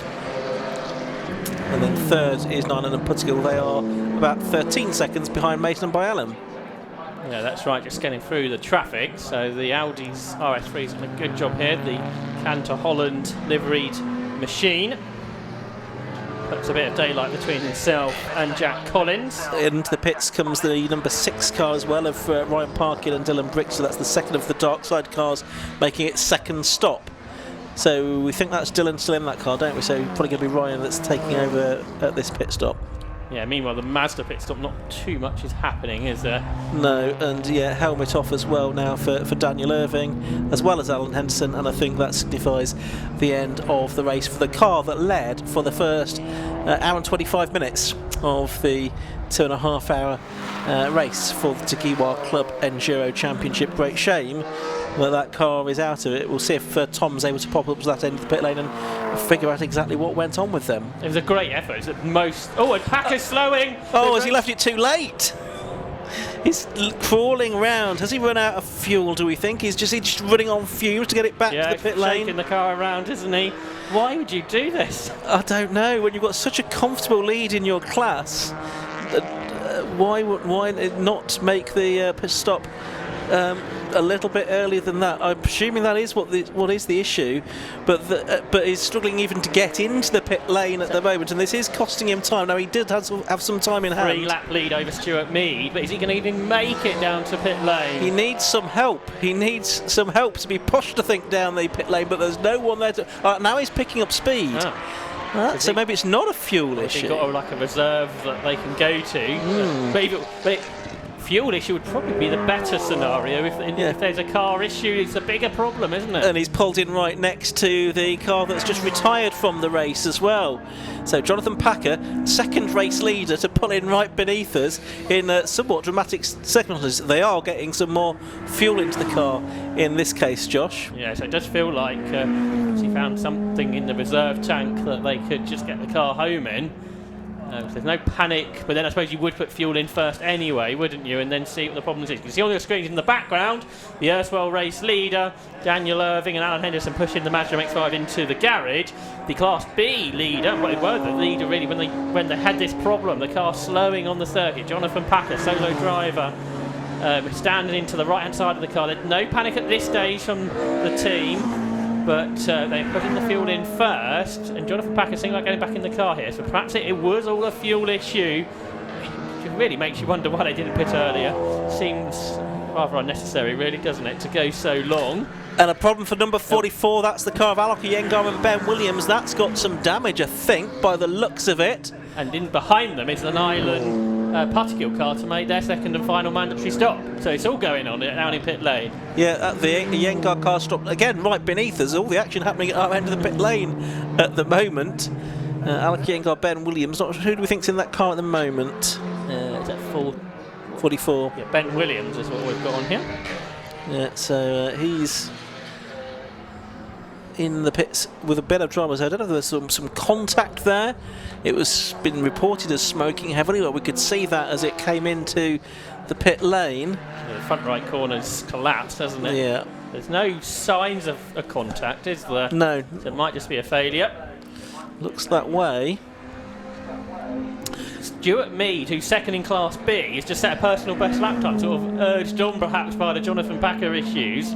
1:33.058 for Stuart Mead, a good lap in that Sirocco. I can see the team getting ready to push Jonathan Packer back out into the race, so I think the main drama will be that he's lost time on the in lap there.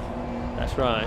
We'll see exactly if we can figure out how long his stop was, but of course he was going slow even before we got into the pit lane, wasn't then he sort of sped up, didn't he, at the pit in? So I can tell you how slow the last lap. Yeah, the last lap he lost about 45 seconds. So that's the time he lost, really. So we can add that to the sort of excess time in the pit stop to work out how much he's lost, but it could be a minute or something like that, as the House and Osman BMW, which I don't think we've mentioned all race, comes into the pit lane. It often seems to be the case that we don't mention that team, which is probably a sign that they're doing something right and just keeping quiet and out of everyone's way. Having the oldest car on the grid. Yeah, absolutely. Where are they running? They're running in 18th position overall and 5th in Class B, and they're now making their second stop. That car seems to fluctuate between Classes B and C a little bit as well, doesn't it? So they're back into B, running perhaps a slightly higher power band this weekend. Leader at the moment is the number 23 car, isn't it, of Simon Mason and Chris Byalan in the Seat Cupra. There might be a drama, yeah, there is a drama going on the other end of the pit lane because the Dylan Brick to Ryan parking car has been in the pit for 5 minutes. It has, yes, I can see it there now. And it's not parked at 45 degrees either. It's on our screens, there's a mechanic in the bonnet, or underneath where the bonnet would be, and they've taken it off as Packer goes back out. Okay, so let's see how long that stop was. Josh is just 3:31, so as quick as everyone else's. So I think all the time was lost was before they got to the pit in. So yeah. 45 seconds or so, and Packer still leads Class B. Yes, he does. So he's kept the class lead, but an unnecessary drama they didn't really need to have if that was all to do with fuel. That's right. I can see that Ben Williams is certainly not in the number 44 car down here. That's the car which has had a collapsed suspension or something by the looks of it. That race may well be over for that team with less than an hour of the race left to go. The Simon Mason Chris Byallen car leads the race now on the road by about 11 seconds over Jack Collins. News down in the pit lane from Trevor Gregory that the car, the Ryan parking car, just wouldn't restart. They tried bumping it, that's why it's no longer at 45-degree angle, but they had no choice. So thanks, Trevor, for the news. Bad luck for Ryan Parkin and co. So this is sort of the part of the race, isn't it, where the reliability of the cars is starting to become a factor. It's old school endurance racing, this, where reliability is a big factor. And we've seen some of the factory cars sort of they haven't been having failures, as well as some of the sort of the home build specials. And this dark side car that you can see on your screen now has just not been able to fire back up, and they are losing time consistently. Meanwhile, we believe that Chris Nyland has handed over to William Puttergill. Good pit stop. How about this for consistency? The first pit stop was a 3:28.5. The second pit stop 3:28.7. Pretty impressive stuff. So 55 minutes of the race to go. It's number 23 leading, Simon Mason and Chris Byallen. Second is number 1. Yes, they are into the pits as I say that. So that will promote Oliver Harris and Jack Collins into the lead, I think, in the number 1 car. Third will be 47, that's the Roberts, Greenwood and Rand. Fourth is 55, Paul Simerson. Fifth, number 88, Joe Williams. Sixth, number 13, Scott Parkin, having made 2 stops. He's the leading 2-stopper that's back out again. And then it's the Fothergills and Ellsworth in 7th, Nyland and Puttergill in 8th, Packett in 9th, leading Class B still, and 10th Yengar and Williams, but they're in the pits and by the looks of it out of the race. Just waiting. I can tell you the gap in Class B is a minute now, so after that drama from Jonathan Packer, he's a minute ahead of Stuart Mead, who's up very quickly in the car he shares with Tim Hartland, that Volkswagen Sirocco, the ex-Nürburgring 24 Hours machine. There you can see the leading car that's pitting, that's got fuel going into it, so assuming that Simon Mason did do those first 2 stints, Chris Byallen will jump aboard that machine now. So there's the Nyland and Puttergill Audi. That has come out over a minute behind Scott Parkin. So Scott Parkin, the leading car on 2 pit stops, and he's in the strongest place in this race, really, I think. So Scott Parkin and the Dark Side crew sort of showing their experience in this type of racing and why they are a 3-time Class A champions. And sort of continuing through this pit stop phase, different cars will sort of jump up the order. Another one that's just like yesterday in road sports, just quietly got on with things, is the Roberts, isn't it? Greenwood and Rand making their debuts. Out the 3rd now in the race on the road. They will fall down a bit from there. Yeah, but they've been having a good weekend for a debut in that Cupra. Yeah, and just gone across the line once again to complete another lap. As onto the top of the timing screens now is the Harrison Collins car.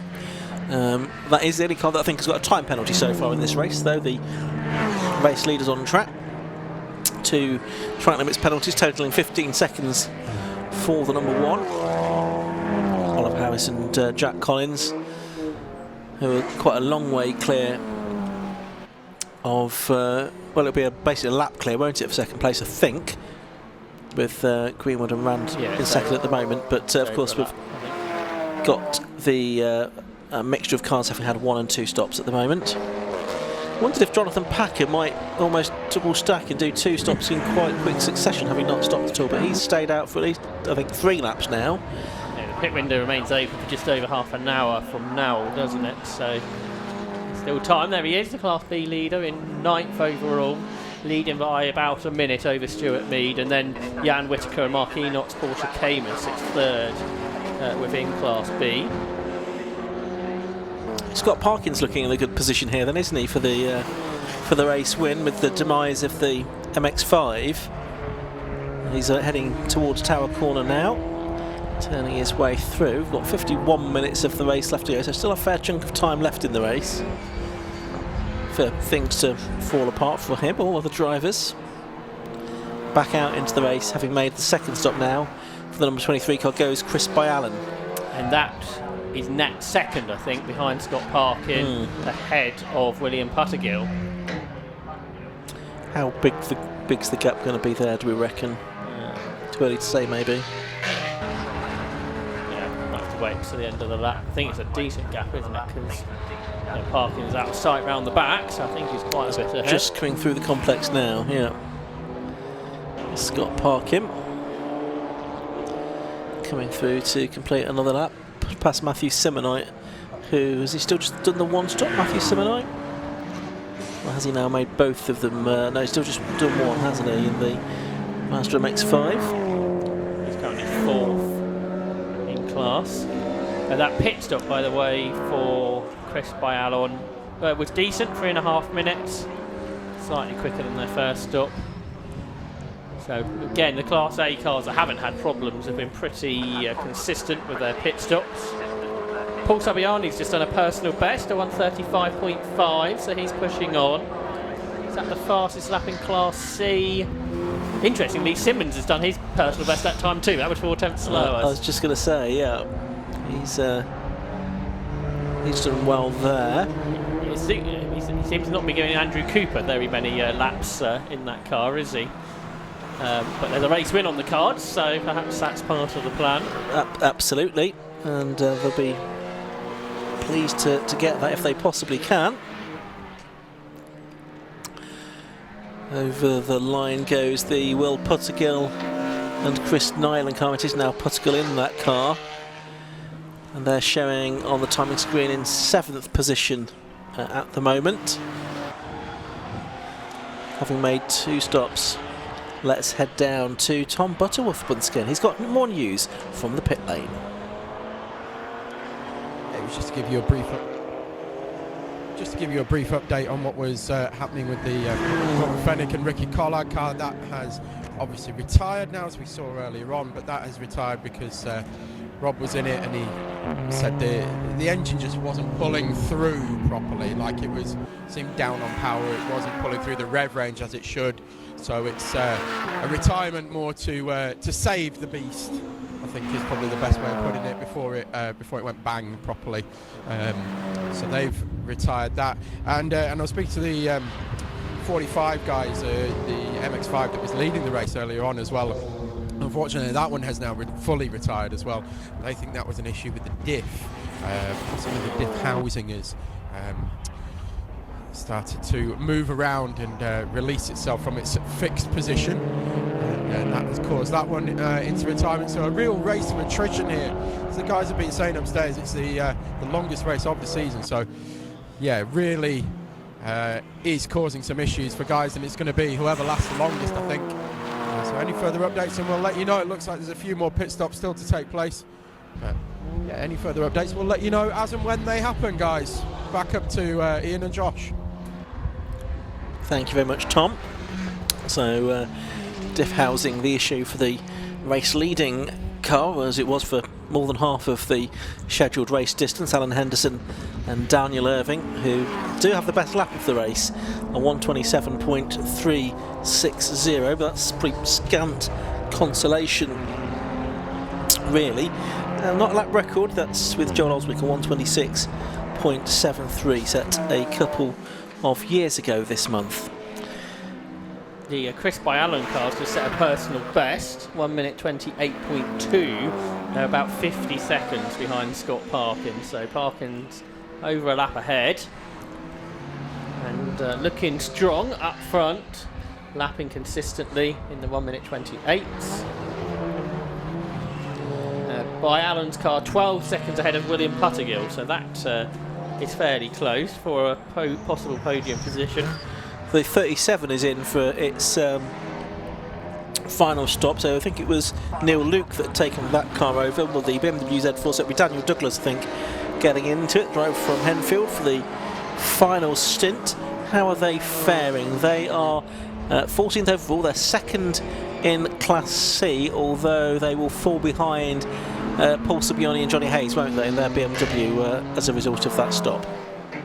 Yeah, you'd think so. And also the 41 car is in, that's from the lead of Class C, so that's going to be Ethan Simmons now to hand over to Andrew Cooper. Yes, so that would be significant where that comes out in comparison to Sabiani.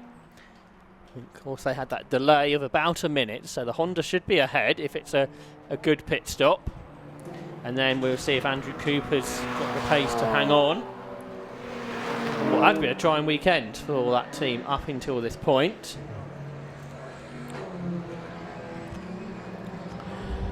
There's Jonathan Packer, who saw him going over the line, still in the lead of Class B, but he's got to make another pit stop, of course, during the course of the race. So is his main rivals, really, haven't they? They're now on a similar strategy. There's that a minute back to Stuart Mead and Tim Hartland's Volkswagen Scirocco. The Whittaker Enot, third place in Class B Porsche, that's just been passed by Will Pottergill in the number 83 Canter Holland Asset Management Audi. Car that is running in 7th place on the timing screen at the moment. Not that far behind there by Alan Mason Cooper, 13 seconds between the two of them. So that's pretty tight at this point. Just behind them on the road was the car third in Class B, the Anne Whittaker and Mark Enot Cayman. They're the best part of a lap back from the Scirocco. There's another Cayman, that was Paul Simerson. He's in third overall, catching the Robert Greenwood Cupra, who's 7 seconds up the road. These are cars that haven't made their second pit stop yet. Yes, Simerson in that Porsche, turning his way through Tower Corner up towards the flick-flack at the Jim Clark S's. And on up to Sonny, the right-hander. 44 minutes of the race left to go into the final third. I wonder if there's any more dramas coming in the form of any more retirements that we might see. It's affected the Class A cars particularly badly, the reliability, it seems. Quite a few of those now have retired from the race. You said we haven't mentioned the Jody House car very much. Well, let's do that because House has been going quicker and quicker in that E30, doing personal best lap after personal best lap. It started about 5 minutes ago. He did a 1:37.1, then he did a 37.0, 36.8, and he's just on a 1 minute 36.0, 8 tenths quicker than any previous lap in that car. So Jody House in the E30 M3, fifth in Class B, has made its 2 pit stops, I think. Yeah, so that's going to come up the order yet. And Jody House, another experienced endurance driver who's aboard that car, the former class podium finisher at the Nürburgring 24 Hours. He is going very quickly indeed in that car, the oldest car on the grid, and might make up more positions as others make their final pit stop. Car that's second in Class B is in, that's Stuart Mead and Tim Hartland's Volkswagen Scirocco, as also is the Daniel Gibson John Dundee Ginetta G40. That's for its second scheduled stop. I think it did have an extra stop in the middle of the race, didn't it, as well? But Mead and Hartland, second in Class B, is a more significant stop. The Ethan Simmons Andrew Cooper car ought to be going by now, and I don't think it is. It is just being pushed back now, and it's rejoining the race just as you say that. But BMW's coming up to the final corner, so I think this is the race on the road for Class C. I think this will put them on the same lap, and Paul Saviani isn't going to be very far behind because of this slower pit stop for Ethan Simmons and Andrew Cooper. Yeah, so Simmons and Cooper, as it now is, they're just turning into Clervaux, so it's probably half the length of the start and finish straight between them. which is less than it otherwise might be if you've got the stat on the pit time. Over 4 minutes, 4 minutes and 5 seconds. They probably lost about 35 seconds. The earlier pit stop they lost about 20 seconds, so that kind of adds up to 50 seconds, doesn't it? We know the other car lost a minute with the extra pit stop, so that probably is about the 10 seconds that's between them. Yeah, more or less, I would say that's about right. And they've been pretty evenly matched when they were before the pit stop started, so it's no surprise to see them this close as a result of that, with them both having lost similar times in pit stops. Yeah, they're just behind on the road. Jody House, who's done another quicker lap in the E30, a 1 minute 35.371. But yeah, they're both in the same shot now, aren't they, the Class C leaders?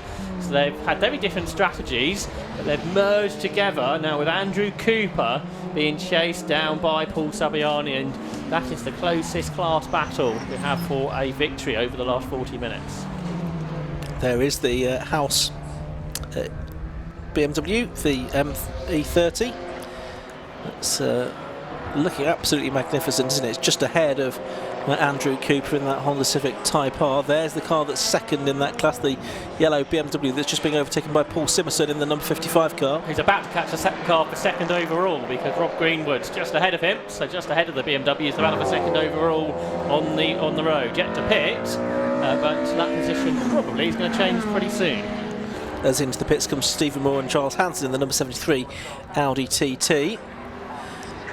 Class C lead gap is 5 seconds, Cooper to Saviani. That's the chase gap for Paul Saviani, the driver from Shropshire, to try and achieve. Yeah, so the 171 car making its way through. Senna Osborne and Jody House, and the two drivers from Kent. And Simerson's got second, hasn't he, from the Cupra, as we thought would happen. So how quickly can the BMW catch the Honda? I wonder if it can catch at all. Yeah. Oh, Packer's slow again. Jonathan Packer, the Class B leader, is slow again, I think. Now, is this a recurrence of the issue that he had previously? Didn't on look to the pits. Didn't look up the speed, did it? But it's going quicker than it did earlier when it crawled back. We'll have a look at the lap time as he comes through. What was his last lap time? It was a 1:32. That's actually one of his quickest laps, only 3/10 off his personal best on the last time through. Now, did it look slow because he had a TCR car around him? Now I'm wondering. Maybe. It can sometimes be deceptive, can't it? We'll have a look at his lap time next time through. He's coming in, so that adds up. And he is limping in, isn't he? Yeah. Well, not as much as he was in the first for the first stop, but oh yeah, it's 20 seconds off that lap than it should have been, so it was a slow lap. So we weren't being deceived. The Class B leader in dramas in the pit lane, fuel going in, or about to go in, but surely that's not the problem this time. No, maybe it wasn't the problem before. No, and obviously they've got to wait for the driver to get out before they can put the fuel in as well. 2.8 seconds, the gap in Class C, so Paul Saviani was a couple of seconds quicker than Andrew Cooper. So it's the Honda Civic Type R car 41. Andrew Cooper just at the back of your shot, who is about to be caught for the class lead with less than 40 minutes to go. Yeah, so we'll see if we can pick these two up. There is Cooper and there is Saviani making their way down towards the Tower Bend. Here is Cooper. So yeah, pretty much halved, didn't it? The gap, very nearly halved on the previous lap. So if Saviani can do that again, we'll have the Class C leaders together. Drama in Class B as well. We'll keep an eye on what's going on with Jonathan Packer down there in the pit lane as well. He's had a very comfortable race out on his own in the front of the class, but some dramas affecting him as the race has gone on. Yeah, possibly in terms of reliability. We'll see if we can find out what might be happening with that car in a moment. We're continuing to watch Andrew Cooper in the Class C leading Honda Civic Type R at the moment, heading down into the complex with 38 minutes of the race to go. I'm not sure that Saviani's made the ground up on this lap that he did on the previous one.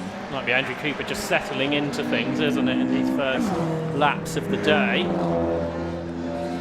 Yeah, possibly so. We've got them up to the line again, having a look at the timing screen as they go through, and the gap between them that time is 2.3. So it did come down because, to be honest, just in the best lap of the race for that car, a 1:35.390.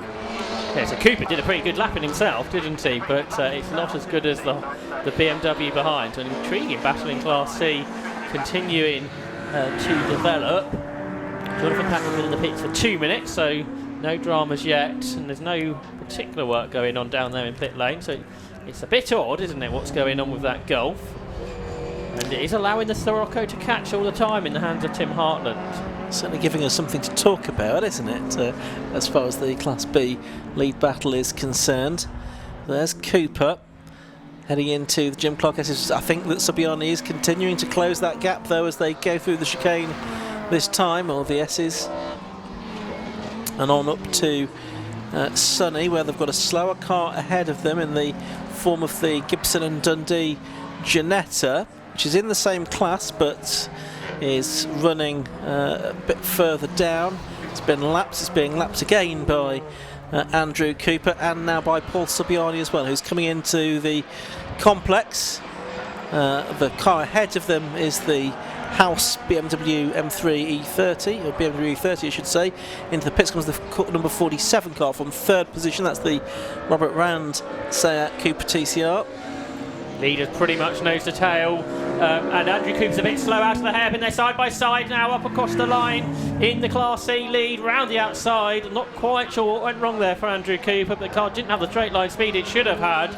And Paul Subiani then in the BMW takes the lead of Class C. They crossed the line 19 thousandths of a second apart after 65 laps of racing, and a fastest lap of the class from Subiani that time, 1 minute 34.7, and he's all okay with the Honda because Andrew Cooper's car was significantly slower in a straight line. At the line, he seems to be back up to speed now. Well, that was Subiani going 6 tenths faster than he had on the previous lap, which was also a personal best, so he's finding some really impressive pace in that BMW now, a 134.791, and yeah, fastest lap of the day for that class. Simmons had done a 135.9, so 1.2 seconds faster than that now.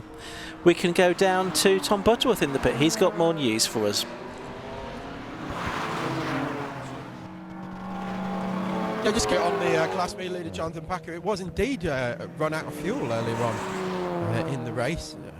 All scheduled pit stop that time around, and everything normal, and they were out in good time as well. So no major dramas that time around. But yes, indeed, earlier on it was the fact that we ran out of fuel. Back up to you guys in the box. Thanks, Tom. 34.5 minutes of the race left to go. We're watching the 297 car come through. That is the Jan Whittaker and Mark Enoch Porsche Cayman, and there on the screen briefly was the Class C lead battle, where Andrew Cooper has not really let the new leader Paul Subiani get away. They've got Scott Parkin coming through as well. He's the de facto leader of the race. He's not actually the leader of the race because there's still 2 cars ahead of him that need to make their second stops, but Scott Parkin it is who's got this race under control at the moment and is currently separating the 2 Class C leaders, Josh. Yeah, it's now Subiani got through. He went 2 seconds slower than he did on the previous lap, so it sort of fluxes a bit, I think, in the pace in those cars, doesn't it? So you say Andrew Cooper, as he gets back into the groove, might be able to do something about the driver ahead. I think Andrew's had a win in this car before, has he? So he will be keen to try and achieve that. They've just been lapped by Scott Parkin, as I think you said. His lead over Chris by Allen, by the way, is 53 seconds. I think it's going out very fractionally. As, after 27 minutes in the pits, Ryan Parkin has got back into the race. Oh, that's good news. That is good news. No, I don't think Andrew Cooper's had a win in anything, has he? As yet, so if he can get a class win here, he'd be pleased with that. But bit of work to do if that is going to be the case. He's got to get back ahead of that yellow BMW.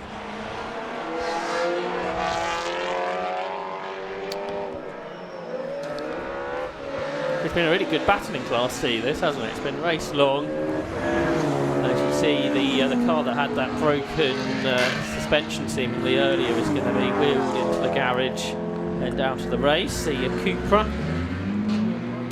Should be interesting to get a shot of the race leading, or the potentially race leading car for Scott Parkin again. You know, I'm hearing reports of a loose bonnet, but we'll see if we can spot anything that looks untoward on the stream in a moment. A little bit of a slower lap than perhaps it should have been. How about this from Andrew Cooper? He's right on the tail again of Paul Saviani for Class C. So he's urged on by this opportunity. He's not the first person this weekend, is he? To try and grab a first win in motor racing. Through Tower Bend they go then, and Andrew Cooper brought the gap back down to 0.7 of a second. It might be slightly closer than that now. Down towards the S's they come, and proving you can go endurance racing on a budget and have a great battle out there and be battling for a race victory in the Tegiwa Club Enduro Championship, the UK's leading club level endurance category. And it is a great dice we have here for Class C between the BMW driven by Paul Saviani, shared with Jonathan Hayes, Andrew Cooper aboard the Honda Civic Type R that Ethan Simmons started, and this could well go on for the next half an hour. It could do. Of course, Hayes and Saviani, they have had class wins before. They had a couple of class wins last year in a different car, as Cooper's up the inside of the BMW into the hairpin. Oh, gets into the side of the BMW, does he there? We'll look for damage on that car as it comes past. No, I can't see any. It looks like they avoided contact, but it is Cooper that's gone back through into the Class C lead, and that might not be the last swap that we have. I don't think it will be. And back to the inside comes the Beamer. Oh, that got a bit tight, didn't it? But Andrew Cooper, who had raced in the Type R trophy, hasn't he? We know the guys there aren't afraid getting their elbows out. So he was keen to do similar, and he's back ahead of Paul Saviani. But the BMW is going to try and fight back in a straight line. Actually, the Honda's pretty good, isn't it?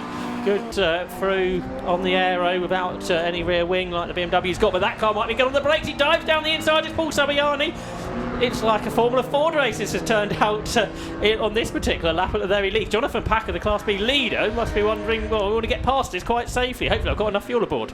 Yeah, oh, you'd hope so. After the earlier dramas, they go through the Jim Clark S's. And yes, I mean, Packer is he going to disrupt this battle? Is he going to split them up? He's still behind the two of them. He's not ventured a move just yet. When's he going to pick to do that? As I say, he's pretty mindful of the fact that these two are battling, and he doesn't want to get involved in their scrap. Down towards the complex they go once again. Here they come. Packer has now got himself between the two cars. Let's hope not for too long. A bit of a mistake there though, almost getting into the back of the car. Andrew Cooper's got back in front briefly, and Packer resumes his position. That might end up costing Andrew Cooper a little bit of time if he's not careful though. Over the line they come, and the Class C leaders separated by the Class B leader. Yeah, I don't think really that was Andrew Cooper's fault, was it? Because it was Packer that seemed to make the mistake. And he's been very cautious, isn't he, Packer, about getting past these cars. And this time it's Saviani that's been held up, and Andrew Cooper's back underneath the rear wing of the BMW 3 Series as they turn their way through Hawthorne Bend and up towards the chicane. So this is absolutely on a game between these two. We've seen both of them are pretty keen at outbreaking each other. It was a lap ago down here where Paul Saviani dived down the inside of Andrew Cooper. Can Cooper replicate that move in the Honda? It doesn't look like he's going for it. So, oh, they're very late on the brake. The car twitches as he turns into Tower Bend. Paul Saviani sliding around, but he is still ahead of Andrew Cooper as they head down towards the Jim Clark Essie for another lap. Yeah, great race between these two. Packer's now cleared them and got away. He is the thick end of a lap clear of the second place car in that class, which is the Stuart Mead and Tim Hartland car. But for the moment, stick with the Class C leaders. The yellow BMW of Paul Saviani, the grey and purple Honda of Andrew Cooper. 9/10 between them at the start of the lap, and it might well be something similar as they get towards the end of this lap. There goes Packer, and here comes the Class C lead scrap into the right hand element of the complex. You see Joe Williams in the pit lane for, I think, his second scheduled stop there, the driver from Hereford. And the two Class C leaders nose to tail as they go through the hairpin. They come out line astern. Can Cooper do anything about it? Well, he's going to struggle here because they've got the Randon Greenwood Cooper coming to the left of the... Oh, and he's had to jink to the right-hand side of the circuit. It was Hayes and Saviani. Saviani just moved across to the left-hand side of the circuit. Yeah, and going to try and get alongside the BMW there, but Saviani, I think, knows that wouldn't really help his race terribly much, so he wants to stay ahead through Hawthorn. It's not just about managing the traffic as a faster competitor, it's a different challenge, but an important challenge as a lower class car as well, about making sure those faster cars pass where you want them to rather where they perhaps want to, and that might have just helped Paul Saviani by a tenth or two, which at this point of the race is quite important. It certainly is. So those cars are working, in their case, their 71st laps. And the race leaders have completed 79 laps and are actually in the pits. Yeah, Jack Collins on the lap before his in-lap set his best lap of the race, a 1:28.9. So that car could well come out in second after the pit stop, I think.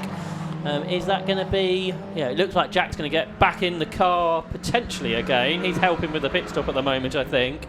But he's been very rapid in that BMW M2 that he shares with Oliver Harris. And let's see who gets into the car. And perhaps Oliver Harris is going to get back in, is he, for the final? He is. So that's the car that we had a few question marks who was in when.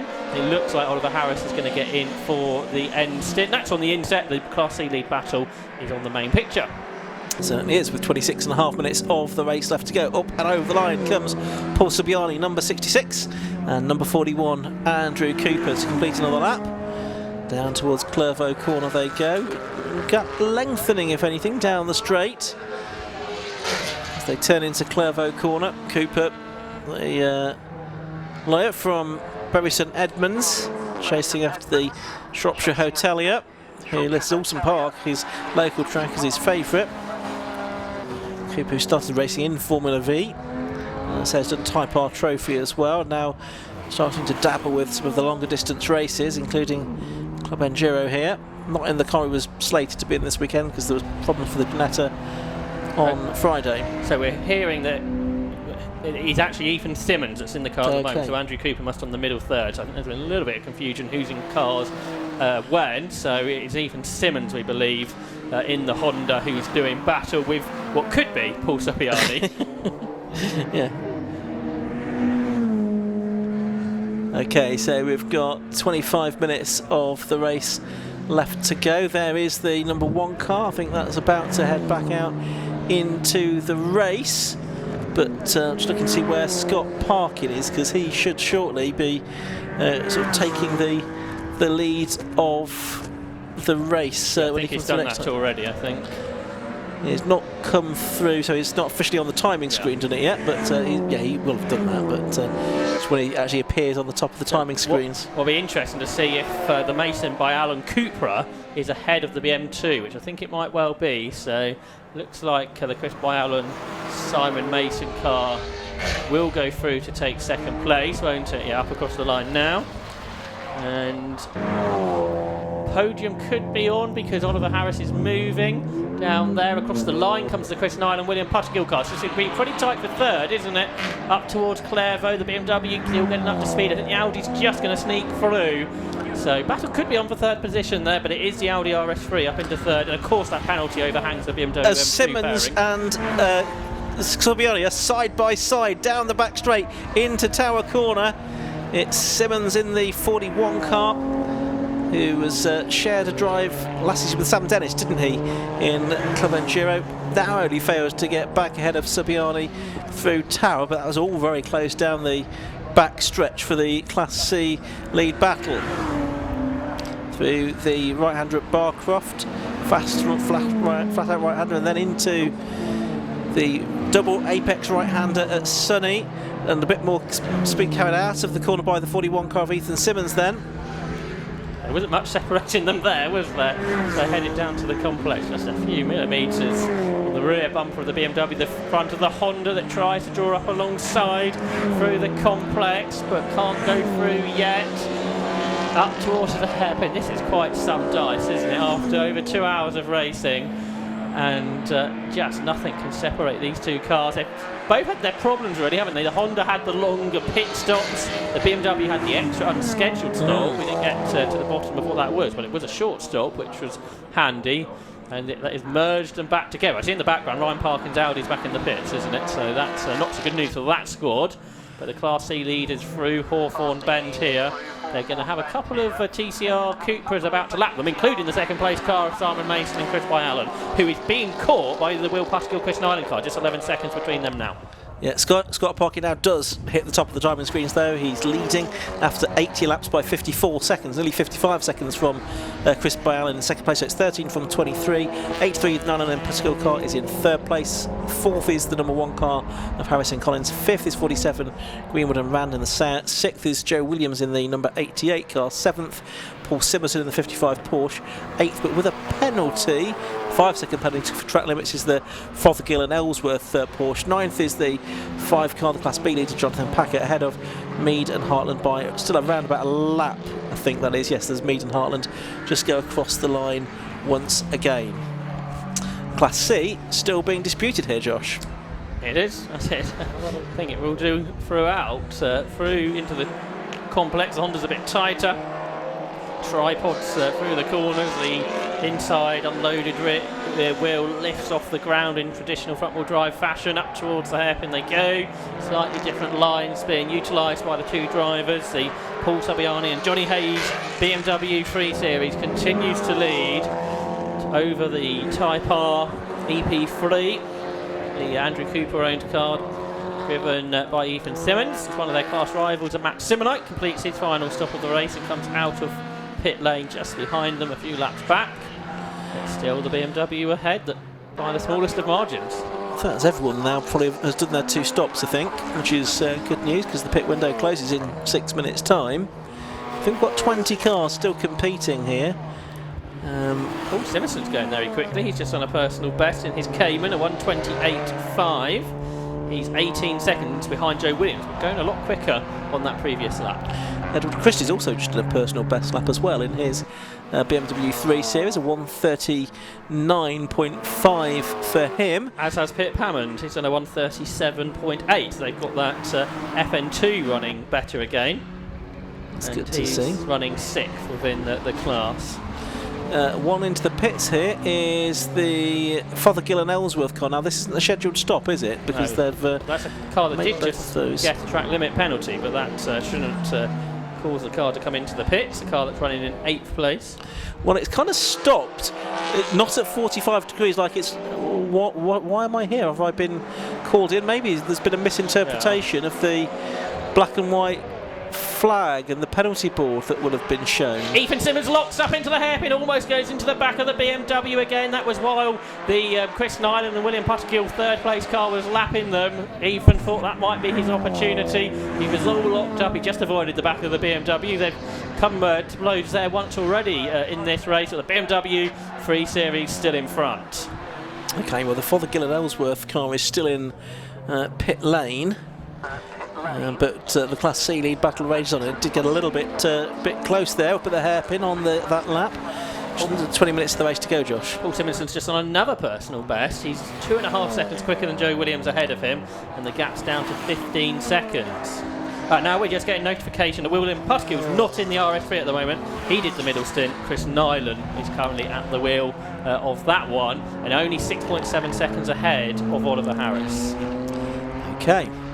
It's a little bit of a mystery who is in the car at any point in time in these 2 mandatory pit stop races. You can stand a slightly better chance when there's only 1 pit stop. And we've got TSL are doing this at the moment, so they're getting information from downstairs. The same thing's happened with Byallen and Mason. So Byallen did the middle stint, Simon Mason has got back in, who started the car, so he's in the 2nd place car. Now we were talking about Pip Hammond's pace, the car's back into the pits again.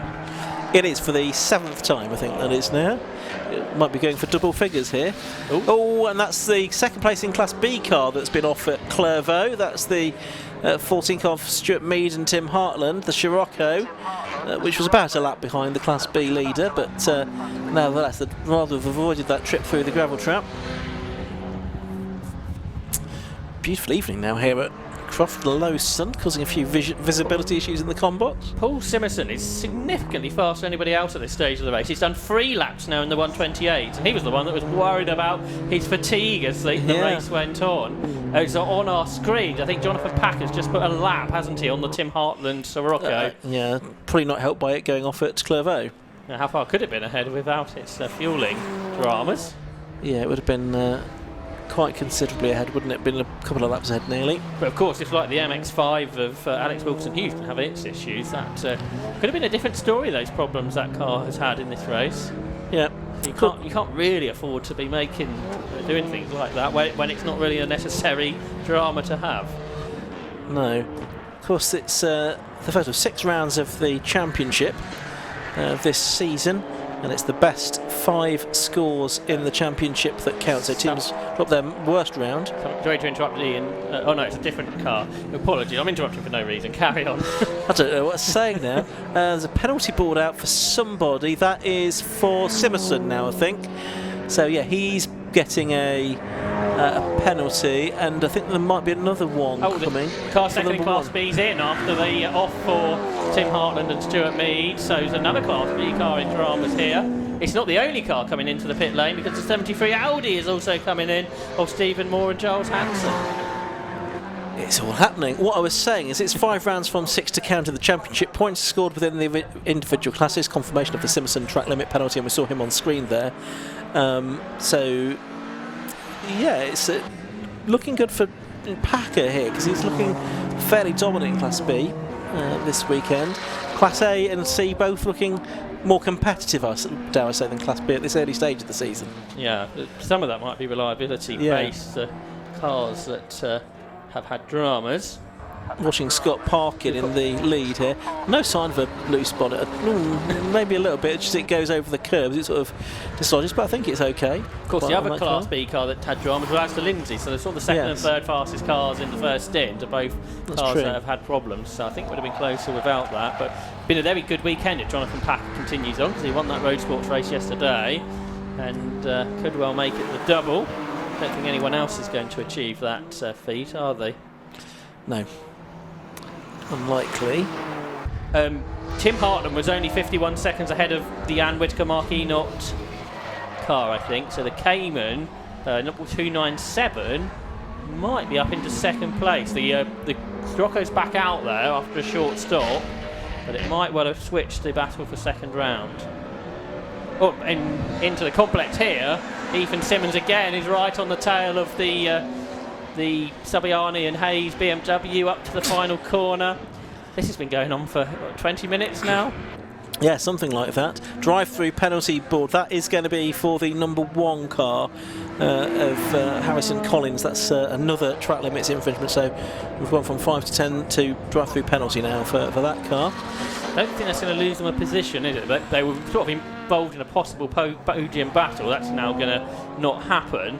But they are a long way ahead of the next car, so they shouldn't lose any positions. And pit window has closed now, a notification of that, because we've had 2.25 hours of this race into the final 50-minute sprint to the checkered flag. Oh, and Parkin closing upon Simmons at a rate of knots there. Bonnet is going up and down a bit more, isn't it? Need to keep an eye on that. Confirmation of the drive-through penalty on screen now for the number 1 car. Yes, a bit of a vibration possibly, causing some air to get underneath that. And let's hope that that's not going to be something that the scrutineers get too worried about and call that car back into the pits. The gap is still only about 55 seconds first to second. It's been about the same for quite a while, really, that gap. Yeah, I wonder if Scott's... Well, they're both going to be quite quickly, really, aren't they? Yeah. So perhaps Chris Byron in that middle section didn't quite have the pace of Simon Mason. These are two drivers that have got the pace of each other, though, isn't it? The Hayes and Sabiani BMW and the Andrew Cooper and Nathan Simmons Honda that gets in the mirrors of the car ahead. Up on 3 wheels around the hairpin goes Simmons. Nose to tail this battle for Class C. Sorry, that B second place did change. Jan Whitaker's 12 seconds ahead of Tim Hartland, so we'll see if Hartland can close back in. And Oliver Harris comes out in the middle of the Class C battle. Of course, this is the battle that he was involved in last year when he won the championship. But Ethan Simmons can't waste any time. He has to get down the inside at Hawthorne Bend. And I'm sure the M2 then will power back past down the straight. Yeah, the fact that the Class C battle has been the best battle of the race is really testament to the fact that, yeah, this is proper endurance racing on a pretty competitive budget. Nice looking, nice well turned out cars, both of them, the BMW and the Honda Civic Type R.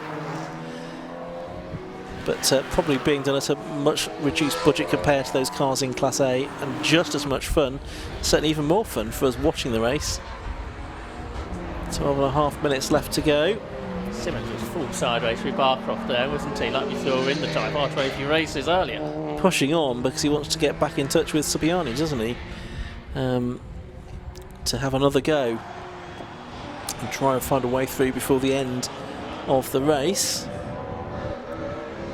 Into the complex once again. The number 1 BMW has cleared both of them now. Turns out of the complex into the hairpin, onto the brakes, turns through the left-hander. Back onto the start and finish straight. I can more. tell you about average lap times in this stint. You thought that Simon Mason wasn't really losing to Scott Parkin. Parkin in this stint's done a 1:29.3 average. Yeah. Mason's done a 1:29.5. Okay. And Nyland's done a 1:29.4. Okay, very similar with all three of them then. Yeah. Not a lot to choose between any of them though, and if they'd been together on track that would have made for quite a good race, but they are separated by a fairly significant amount of Croft in between them at the moment. Chris Nyland's got the gap down to Simon Mason to 9 seconds, but as he's on average only catching a 10th a lap, that's a little bit too much, but it was 12-13 seconds, so he's just slowly eking towards the car ahead. Now what's happened to Ethan Simmons here? Has dropped back a fair distance from Paul Subiani, who's just in behind the Edward Christie BMW, which is still going well, the orange one, just in front of Subiani there. So I wonder if Simmons just has run out of steam here. It's only 0.6 behind at the start of the lap. Now it's perhaps about 3 seconds between them, something like that. Battle for 6th is very shortly going to be on, because Joe Williams is only 2 seconds ahead of Paul Simerson, who's catching a rate of a couple of seconds a lap. So Paul Simerson, who's had quite long pit stops in that Cayman, so whether that's a fatigue thing or whether they are struggling to get quick stops at the moment, that might be something to they'll be working on. But Paul Simerson should be able to get back into the top 6 very shortly. But has a penalty, doesn't he? So he he'll does. have to get past and then pull away. 5 second penalty for track limits. Yeah, there he is in the 55 car. Class A with the sticker on the back to indicate that, to help drivers know who they are coming up to pass. Or is it Class A car maybe who you've just been passed by? Yes. There's Joe Williams just ahead. So these are 2 solo drivers, aren't they? Joe, the driver from Herefordshire, the ex-Autograss man in the Williams race team with Vanning Motorsport, prepared Cupra. And then Paul Simerson in the Simon Green Motorsport, prepared Porsche. They are not very far behind Jonathan Packer, the Class B leader, to put a lap on the Volkswagen Golf. So again, he's about 2 seconds quicker on this lap, Simerson. He's not going to challenge at the hairpin. I think the Cupra makes the Genetic G40 look very small. And they both lap that car up across the line. Yeah, so they are going on to another lap. The leader, Scott Parkin, is working lap 90. They are on lap 88, I think. So a couple of laps off the lead of the race. Packer just in front of both of those. He's in 9th position overall. There's a battle of 5th in Class B. Edward Christie is 0.17 of a second ahead of Giles Hansen, and Hansen has been catching at a real rate, so that should change as well. I think it might already have changed actually. Just having a look. Yes, it has. The Hansen car just coming past us now is ahead. But more importantly, the Class C leaders changed all of a sudden. So Ethan Simmons has got himself ahead of the BMW up towards turn 1. The BMW's looking up the inside, the Hayes and Subiani car. There they are on your screen now. Well caught by our camera crew here from Alpha Live. But slow lap, presumably, in from the BMW. Well, for both of them, actually. Oh, right. And I don't think they were lapped by anyone on that lap. So maybe they just managed to fall over one another somehow. But there was a bit of a gap going between them going into the start of the lap. The race not over yet between them, though, is it? Because although it's Simmons ahead, Subiani is going to have a look up the inside into Town Corner with 8 minutes of the race left to go. But doesn't go through there. They probably are going to be lapped again before too much longer. And they might actually be caught by the car that's sort of laps behind them, which is the Hansen car that's going quite well now. Daniel Douglas is sitting third in Class C, just wondering what might happen at the front of this battle. Bit of a wobble there, I thought, from Simmons there, but he's maintained the gap to Subiani. That was through Barcroft. Paul Simonson's got past Joe Williams, by the way, for 6th, as we expected. But yeah, all eyes, as there has been for a while, to this Class C battle, which turns its way into the complex. Now, we've had this question mark over Scott Parkin's car, haven't we? He's getting slower and slower, maybe just because we're getting towards the end of the race. He doesn't need to go quickly, but he's dropped to 1 minute 32 now. But he's got this big gap, so if all is okay, it doesn't matter. But is it all okay? Because that bonnet on the left-hand side is certainly raised, which is of concern, really, to not just the officials, but perhaps to Scott Parkin as well.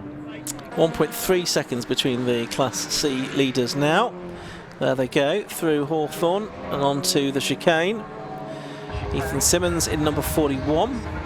Paul Subiani in the number 66 BMW, the yellow car that makes its way out of the chicane onto the back straight towards Tower, and that gap actually is more than 1.3 seconds as I look out of the commentary box window. You can see them on the screen as well.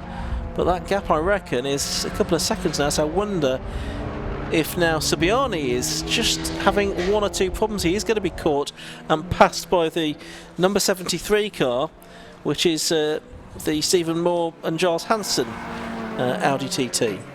Scott Parkin's about to go across the line, so 4 further laps. You can see the car on your screen now with that raised bonnet on the left-hand side of the car. It's certainly not fixed as it should be. And Scott Parkin's a bit quicker that lap, in the 1 minute 30. His lead down to 47 seconds. But just bringing it home, I think, is Scott Parkin at this stage with 4 laps of the race to go, we think. Yeah, I'd say it's going to be 4, isn't it, now? Looking at the clock. I'm a bit worried about Paul Subiani now, because the gap has really gone out a lot on this lap between those two. It was 1.3 seconds, and now it's not a matter of tenths that we're counting, it is seconds. It must be getting up towards 10 seconds, that gap. Yeah, that BMW has got a problem, hasn't it? He is about 3 laps ahead, I think, of Daniel Douglas, so they just need to bring it home now. Yeah, 7.3 seconds ahead, so yes, it is a question of getting to the checkered flag, really. That's why he put his arm up to his team, so indicating there is that issue. So that's a shame, because it means that we're going to be denied the battle all the way to the checkered flag for the Class C win. We think we are going to be denied that. Again, we knew reliability would come into this, didn't we? In a longer race than usual. Yes, absolutely right. And had it gone the 2 hours, that'd have been interesting exactly what the gap between them was at 2 hours. It would have been not very much, I'm sure, at that point. No, who knows who was leading at that point? But that is not how long the race is. No, it's so not. It doesn't really matter very much. One to peruse on TSL later, maybe. 4 minutes and 23 seconds to go. Scott Parkin crosses the line again. Another longer lap time of 1:31.5 for him as he laps the 14 Scirocco. It all might be, because there's no need to go any quicker than that at this stage. No, I mean... Whereas Simon Mason and Chris Nyland really are involved in a battle. There's only 9 seconds between them, so they can't afford to go any slower. Yes, absolutely. So they're still pushing on. Lapping the 129s and 128s, those two. There's Semerson again on camera. Tim Hartland's also nursing the Scirocco home. He's in the 140s now, so he's not been able to come back at Jan Whittaker for 2nd in Class B, but a podium still on the cards. Others are doing personal best. Giles Hansen's just done a 1 minute 36.2. Jonathan Ellsworth a few laps ago did a 1:30.2. Jody House has continued to go quicker, 1 minute 34.6. So while some cars are limping home, sort of Le Mans style from a few decades ago, where you see several cars just wanting to bring it home, other cars out there are pushing on and going as fast as they have all race, partially because they're on low fuel tanks now. Yep, that's certainly going to help, isn't it, with some of the improvements in lap times, as the fuel load has reduced in the closing stages of the race into the last 3 laps as we now are. Paul Simonson's far enough ahead of Joe Williams now that he would be classified 6th if it ends as it is. Scott Parkin over the line again, another lap in the mid 131s. He started his penultimate lap of the race now. Probably suggest he's probably going to be quite pleased to get to the checker flag. It'll have been a tiring 2.5 hour race for him, going solo, but he's going to do so victoriously by the looks of it. Also tiring for Paul Simmons and Joe Williams, and they've also been solo drivers. It looks like they're going to finish in 6th and 7th. Ethan Simmons now 19 seconds in the lead of Class C, so the result's not going to quite reflect the battle that we've enjoyed. Scott Parkin, 1.5 laps to go in this dark side car. Scott Parkin's won quite a lot of these races now, hasn't he, in this Audi that the team have developed over the years. The 2017 model car that produces around 340 brake horsepower, the ex-Volkswagen Racing Cup machine that has been converted into this diesel racer by the experts in Yorkshire. Dark Side Developments based in Barnsley.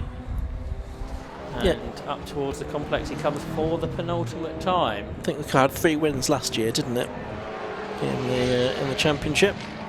Turning his way through the complex with the low sun now behind our commentary position, which is just to the left of where Scott Parkin is now. On the previous lap, Chris Nyland caught Simon Mason by 3 seconds. Okay. And there's only 6 seconds between them now. Keep right to that. All right, to that last lap then. The board has gone out to Scott Parkin. So he knows now it is going to be the final lap of the race. He can hopefully enjoy this. Try and keep an eye on what's going on with those cars further behind. 6 seconds between Mason and Nyland. But it's Scott Parkin turning his way out of the chicane down to the back straight and into the Tower Bend. Meanwhile, what of that battle for second, Josh? This looks like a better lap for Simon Mason. It looked around 6 seconds still over Chris Nyland. But that's a gap that hadn't come down very quickly at all, and then all of a sudden 1 lap, a big chunk. So that would have been a concern for the team, for the car ahead. But yeah, good lap from Simon Mason there. Still not quite as quick as Chris Nyland, but the gap still remains around 6 seconds. Yeah, we just saw Scott Parkin going past the Paul Subiani car, which is at half wrap power at the moment, with its late dramas in the battle for the Class C lead, which seems to have handed that to Ethan Simmons and Andrew Cooper. Andrew Cooper can, by the looks of things, add his name to new winners this weekend. Meanwhile, Scott Parkin is heading into the complex for the final time in this race. The clock has counted down to 0 after 2.5 hours of racing in this opening event of the Tegiwa Club Enduro Championship season. But it's been, as it's turned out, a comfortable win, dominant performance by Scott Parkin in the opening Tegiwa Club Enduro round of 2026. He wins overall, he wins in Class A. Congratulations to him. We'll keep an eye on whether there is any if the battle for second place has got any closer as well. Josh is looking out of the commentary box window, trying to see what's going on through the sunshine. This is Simon Mason here now. You can see on your screen Chris Nyland in third, so that's remained as it was. Yep, so it looks like they're going to be second and third already through. The Harrison Collins car in 4th position. Over the line, going to take second place then goes Simon Mason, share the car with Chris Spyallen. Chris Nyland and Will Putskill, they are across the line as well to take 3rd position. And here's our Class C with a bit slower to the line, but Ethan Simmons and Andrew Cooper take the Class C victory as well, which means we're just waiting for, as far as class winners are concerned, for Jonathan Packer to come through in the Class B Volkswagen Golf. He's just into the complex now, I can see.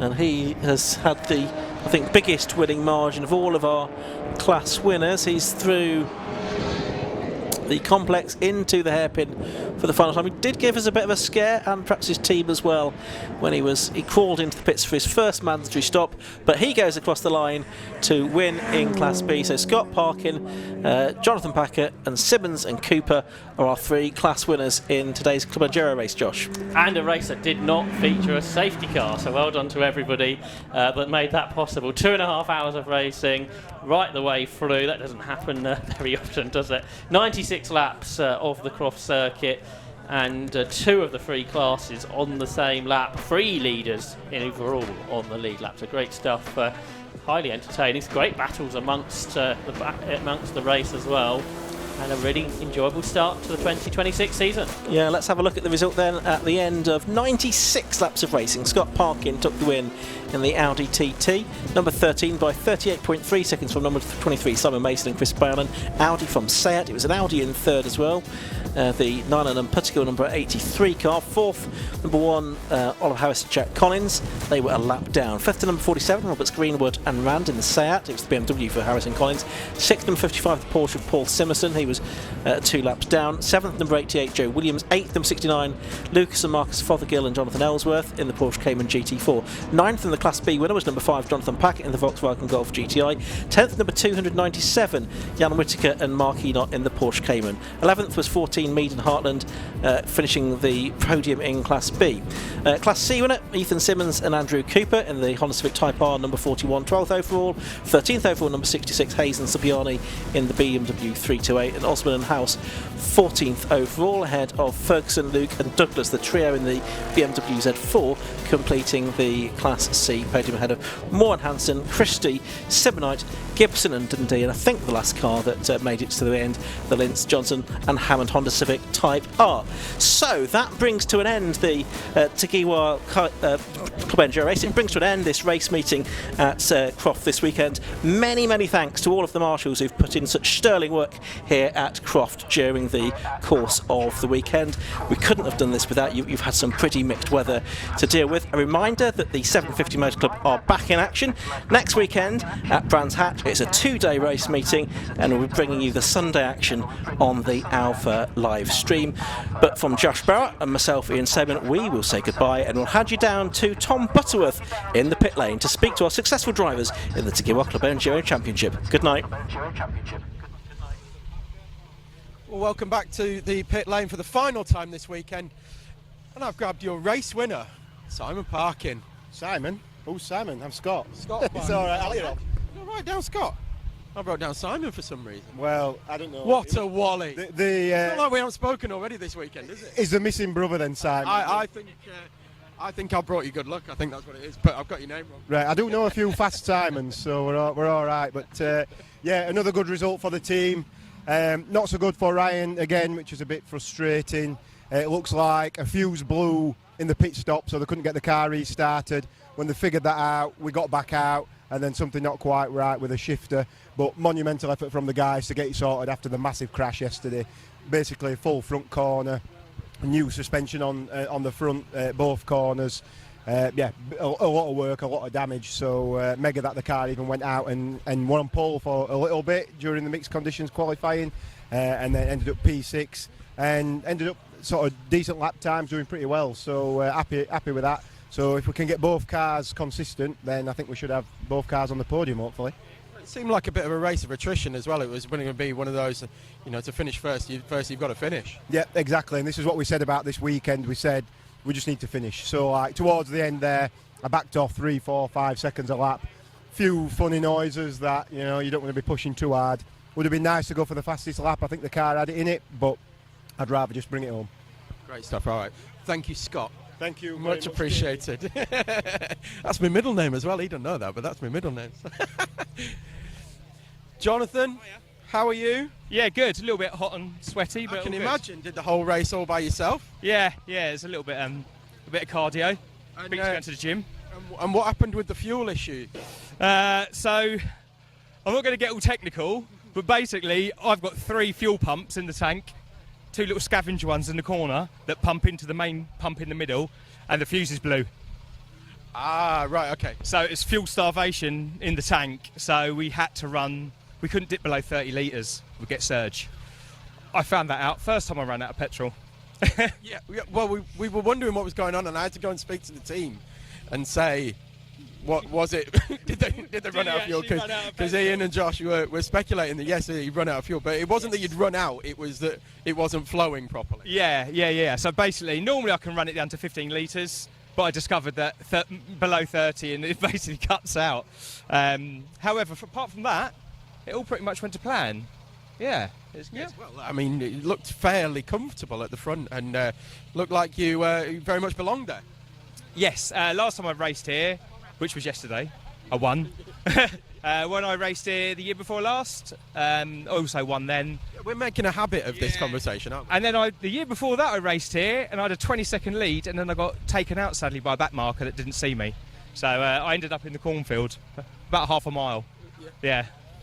Somewhere near Middlesbrough. Yeah, basically. Got lots of corn if you want some. Great stuff. Well, congratulations on the Class B victory. I'm going to try and find either Mr. Simmons or Mr. Cooper. Which one are we going for? Don't mind. Right, well, congratulations on Class C victory. What a fight that was towards the end. What was that, last half hour? Yeah, that was tough.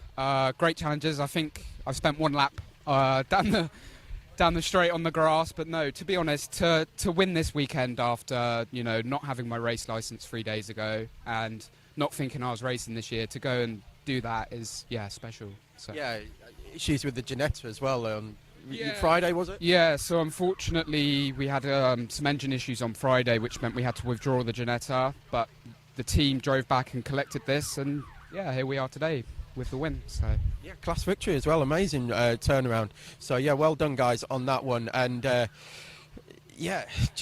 what more can you say really? Just a huge battle that you had with Paul Sabani, wasn't it? Yeah, no, what a great battle that was.